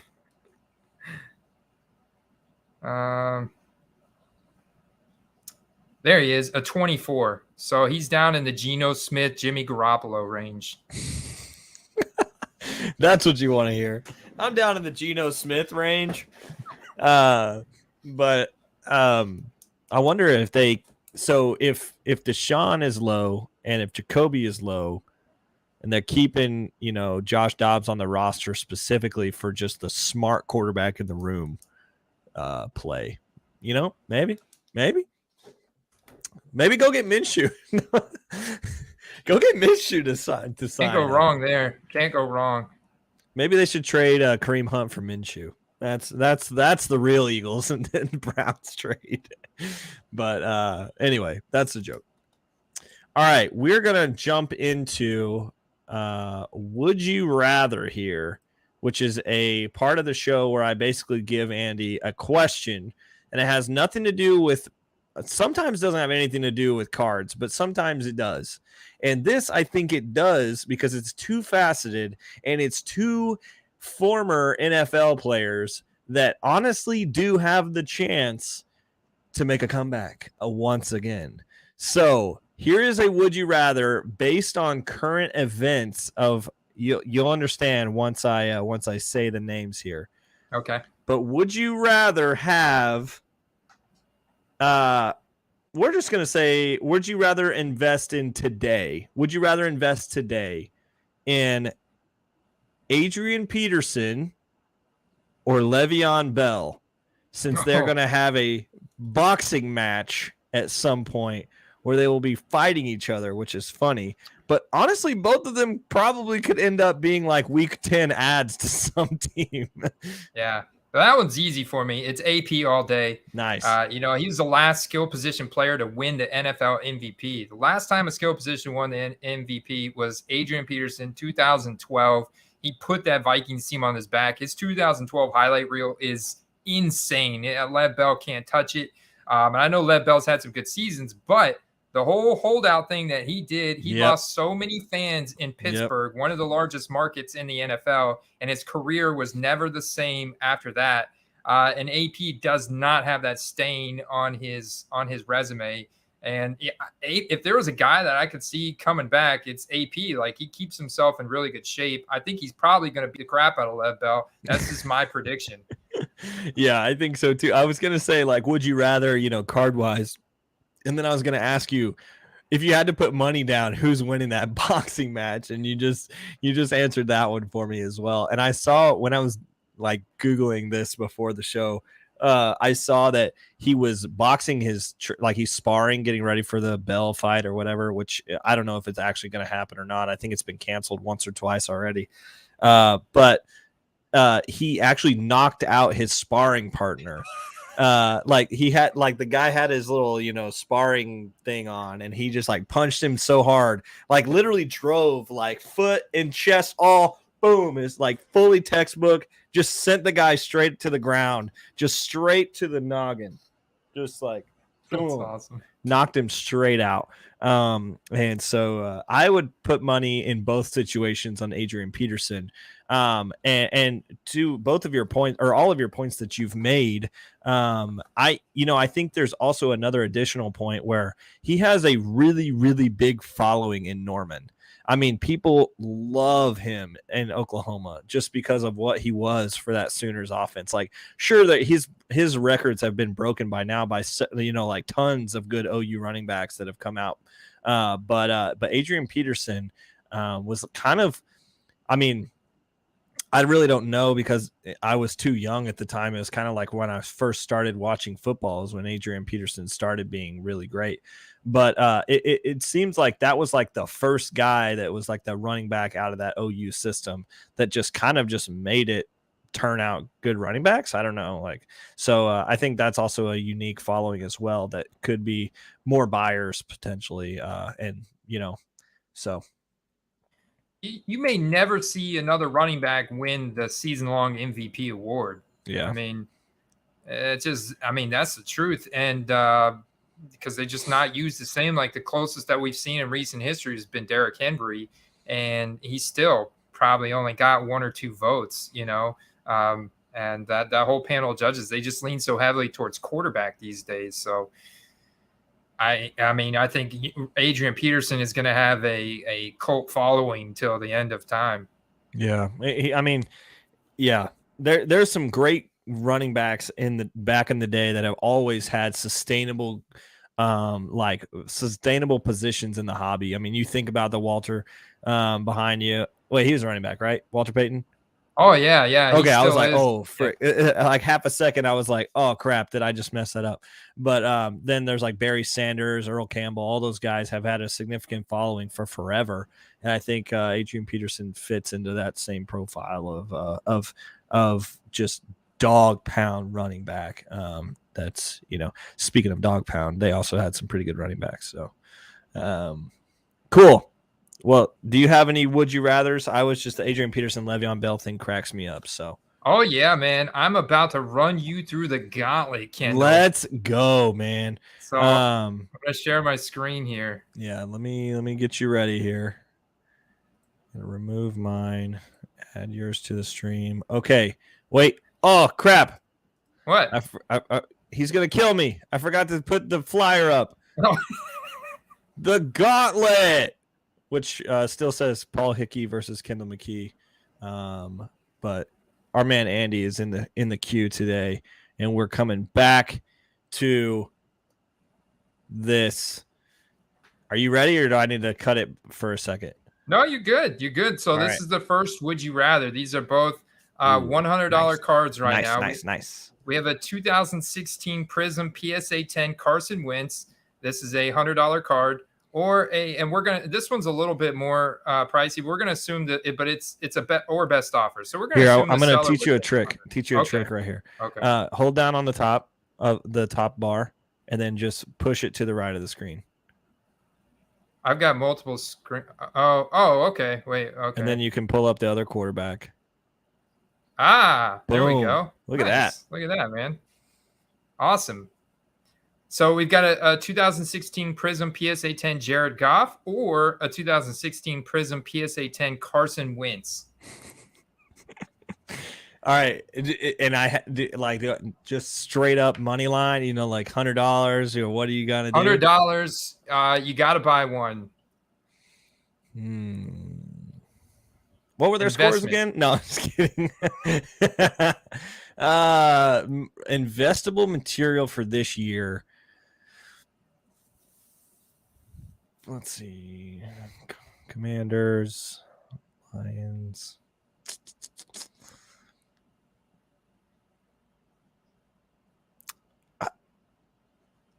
I'm afraid of looking stupid in front of you. So, because I don't know football as well as you do, but I'm going to go for it. I'm going to look stupid, and I'm okay with looking stupid in front of you. So I'm going to go ahead and pick Carson Wentz. Because I just straight up don't believe in Jared Goff anymore. Like he's given a ton of opportunities. He's even been in Super Bowls, and it's just like he's just a lackluster dude as far as I'm concerned. And what I do know about Carson Wentz is that dude is a prime leader, and like he keeps getting shots because he's just an absolute animal in the locker room. Like he's just a good good locker room dude, super good off the field. Just like builds his team up big time anywhere he goes.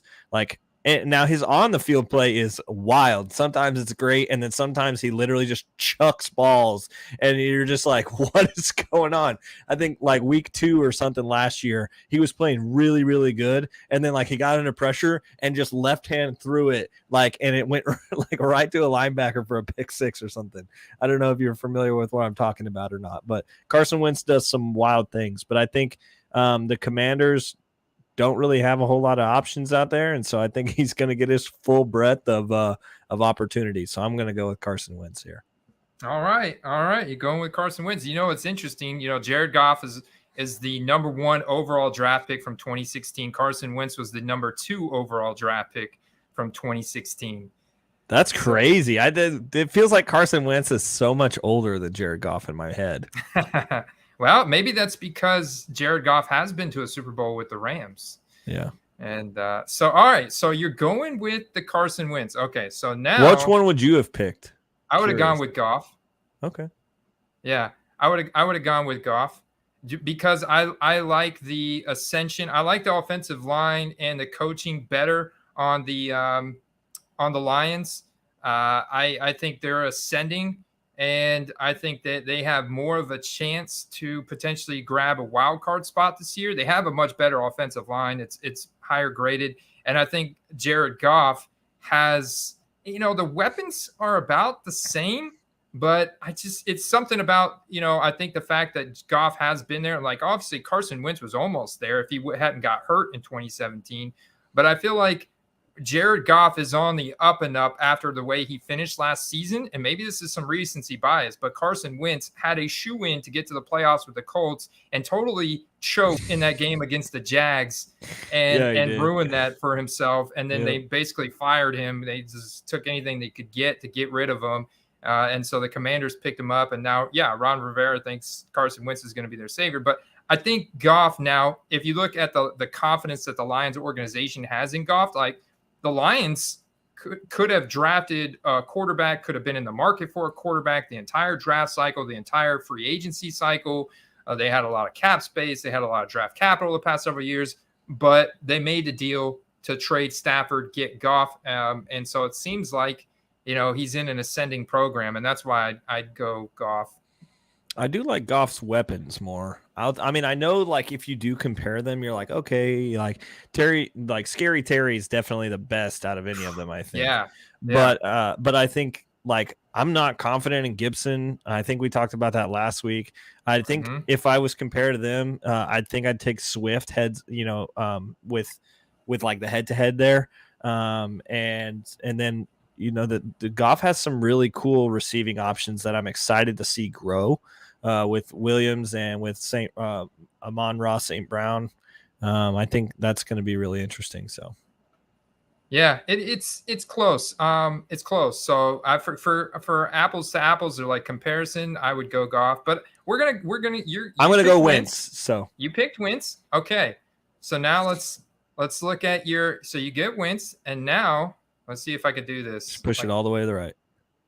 Okay, there we go. All right, so now this is the same. We're going to assume that this ends. This is an auction that's live right now. We're going to assume that this auction ends. This auction ends Tuesday, tomorrow night at 9 p.m., currently at 57. We're going to say it ends at $100, the same price as this Wentz. Now you have a rookie ticket auto sealed by Panini here, but of a running back, Saquon Barkley, who has struggled with injuries since his rookie season. What do you got here?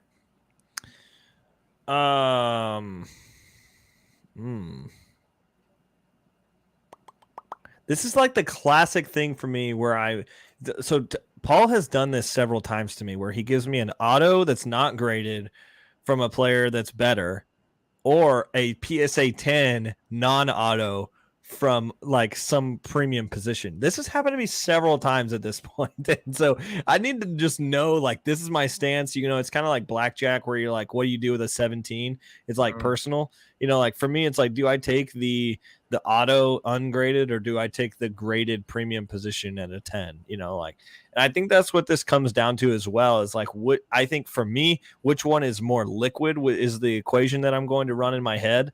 And it's hard because Carson Wentz, I don't think is very liquid because so many people hate him. And so, man, I should have picked Goff because Goff would win this. Goff would win this battle, I think, for me. But is it numbered or is it just no? It's silver prism. So it's short print on short print. Okay.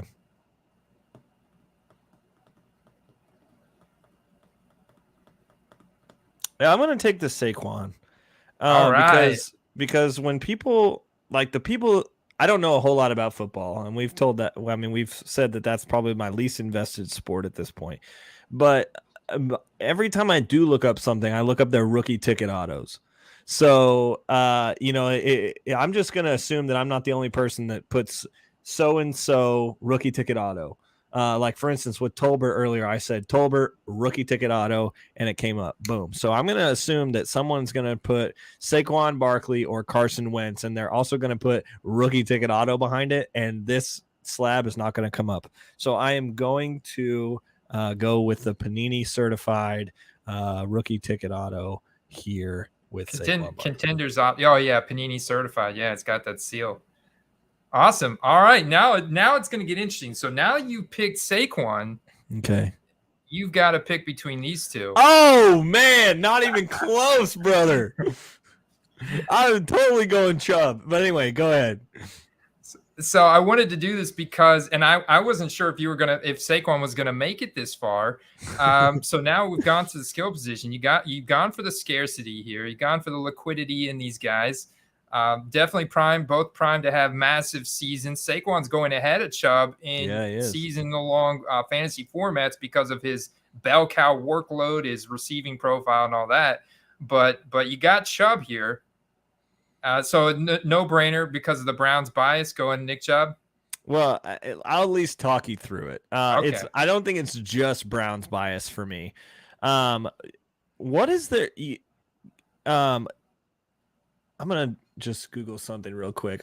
What is their age difference? Do you happen to know it off the top of your head?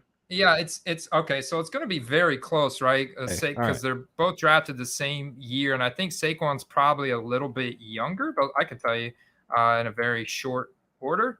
So Saquon's 25 and a half, and Nick Chubb. Wow, Saquon's 25. So Nick Chubb is a year older. He's 26 and a half. I feel like Saquon's been around forever.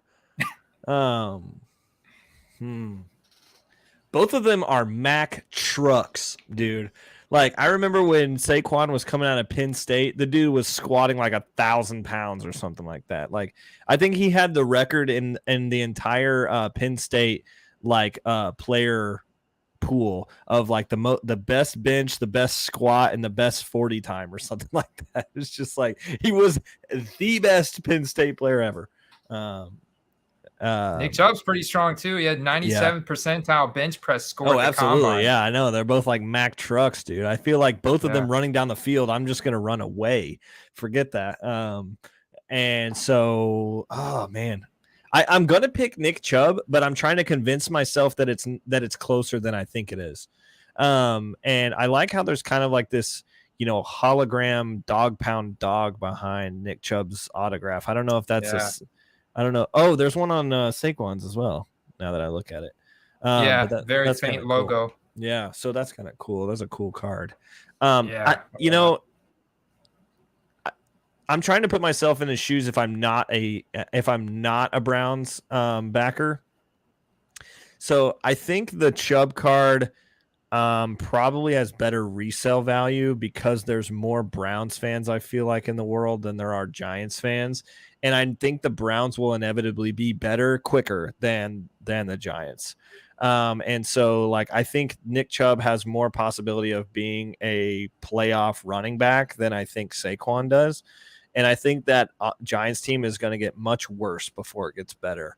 And I'm also very nervous about Saquon's injury history.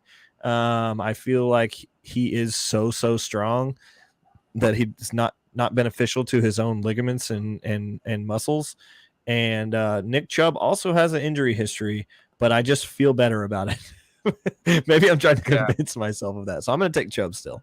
All right, man. No, I dig it. I would go Nick Chubb in this situation as well. You would? Okay, good. I would. All right. So now we got rid of Saquon. You're out. And now the final one is between a rookie ticket auto of, oops, I pulled too far. There we go. All right.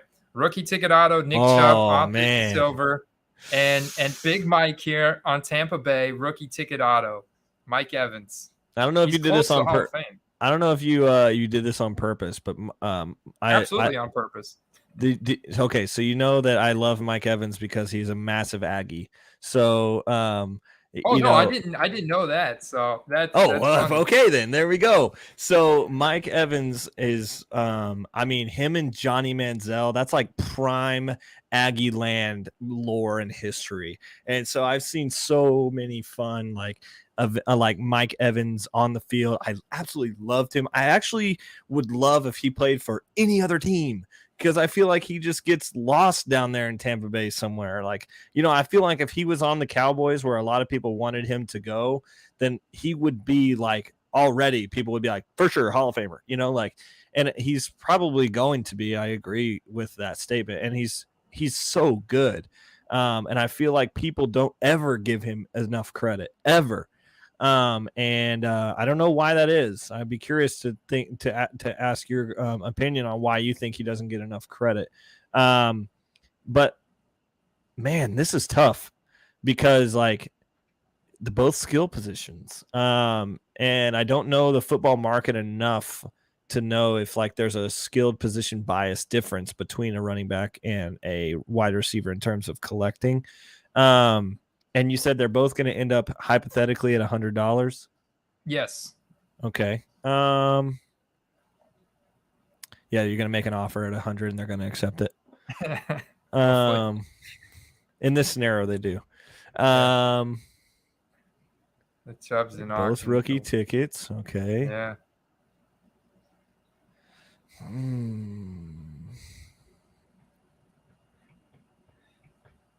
Dude, this is really hard for me.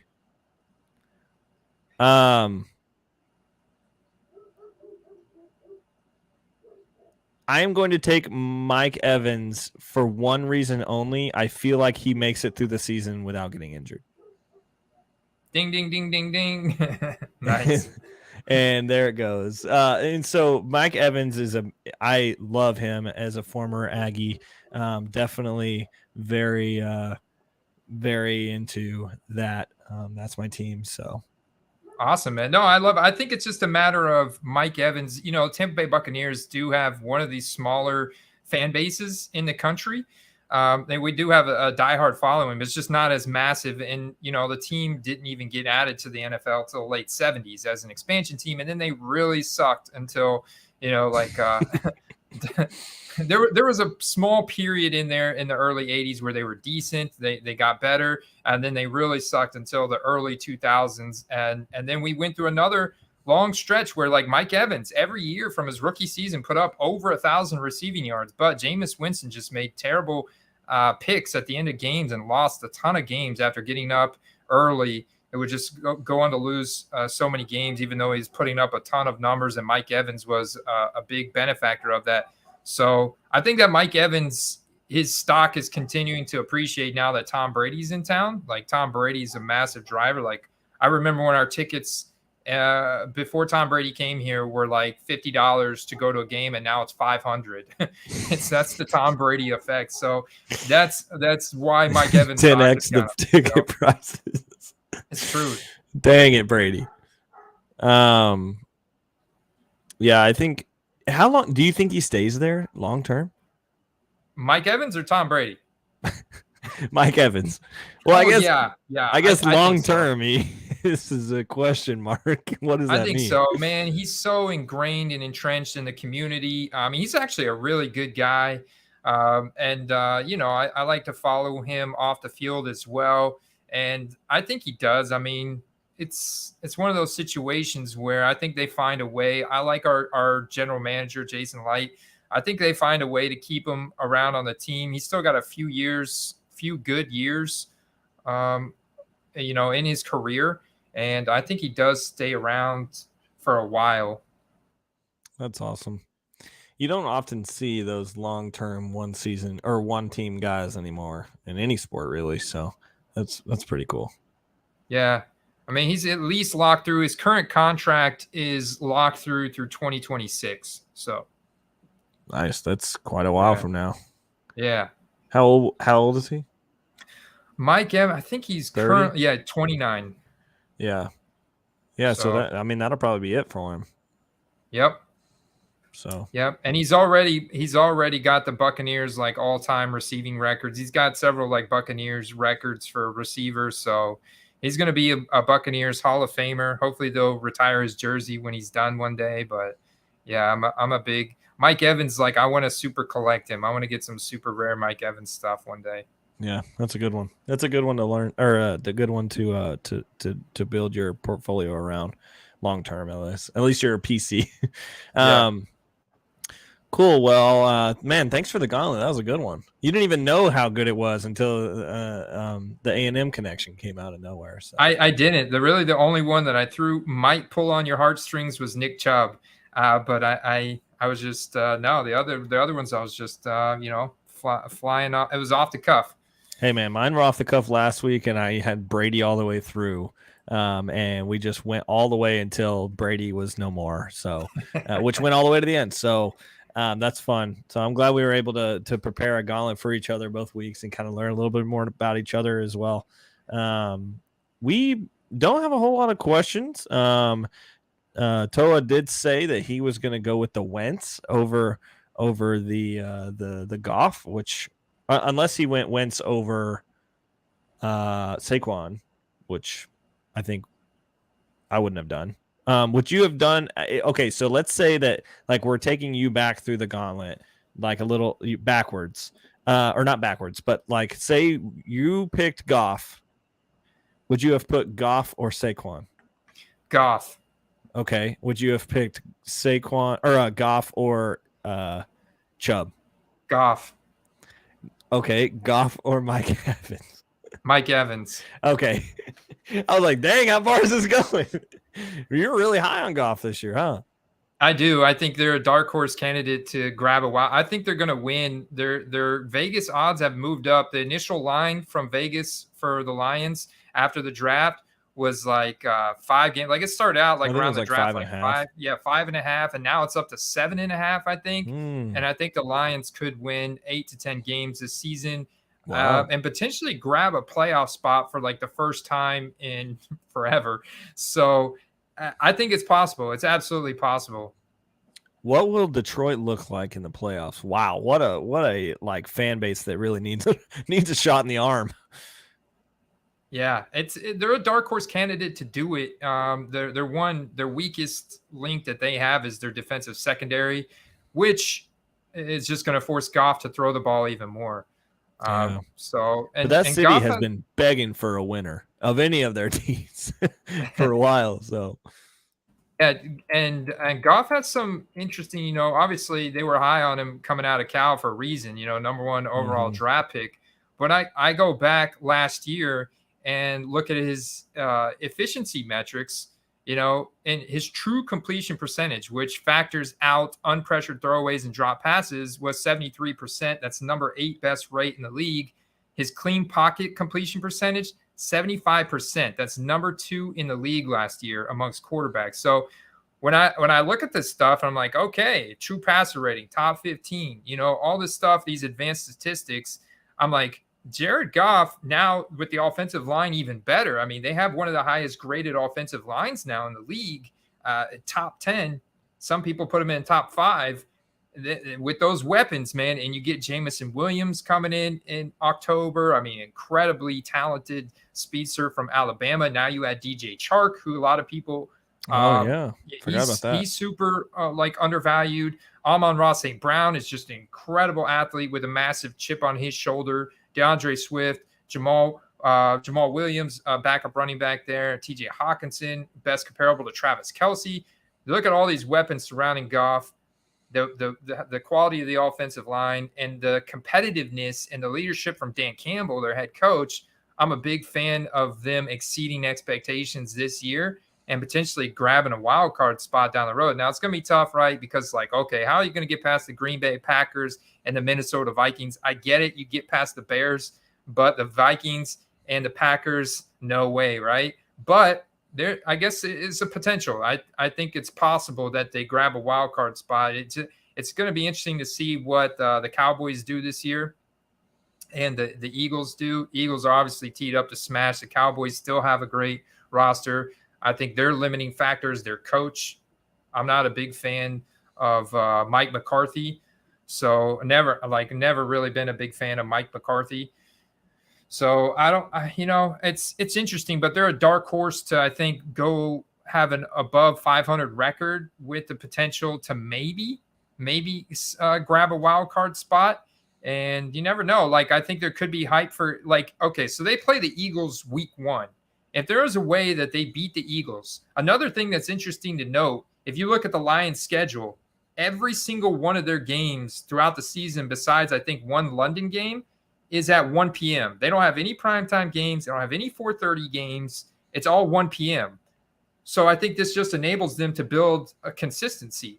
They know what time of the day they're playing. I know it sounds a little odd, but it's true. This enables them to really get in a groove. It's never really mixing things up. You're constantly getting in and greasing that groove. And I think the Lions do they have any Thursday games? Here. No. I guess not. I guess that would be primetime. So yeah, Lions have no Thursday night, no Monday night, no Sunday night. It's like all 1 p.m. games all season long. Hey, business as usual for they just clock in at 1. Oh, I think that'll help them get into a groove. Absolutely. I mean, I'm like, You've convinced me, Andy. I'm on team Lions making the playoffs now.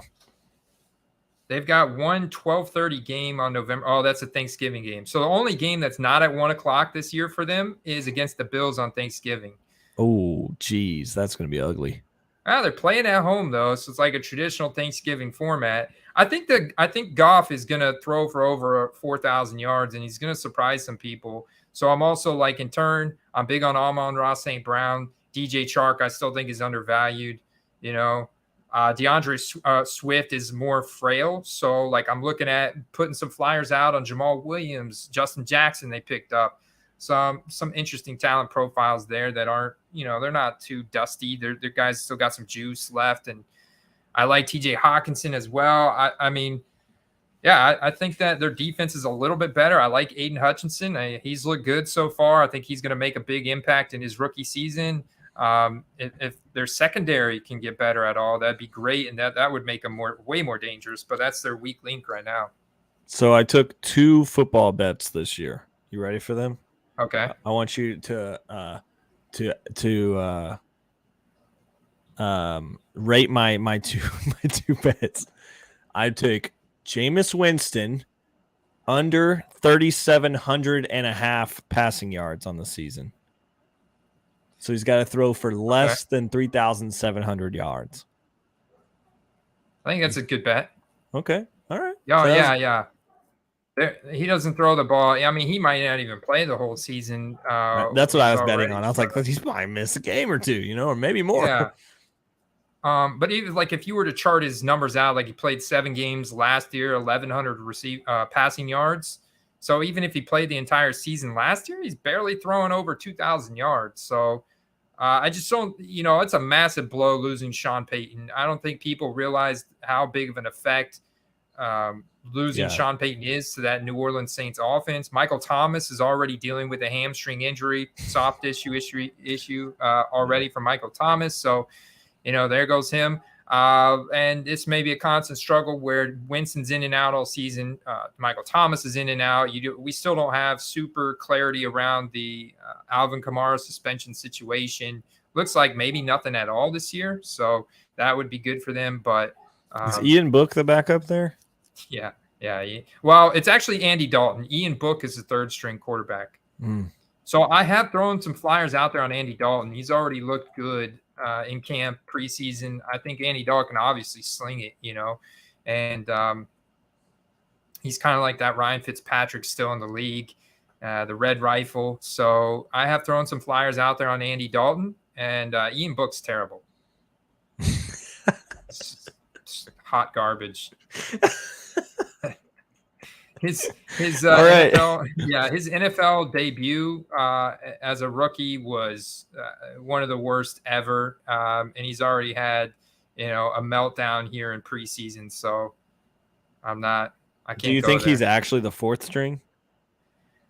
There's a chance. Let me see who else is on the depth chart. No, because they only have 3 quarterbacks on the depth chart. I know. I'm thinking about what's his name? Taysom Hill. Yeah, Taysom Hill. Do you think That's Taysom Hill's possible. actually the third string?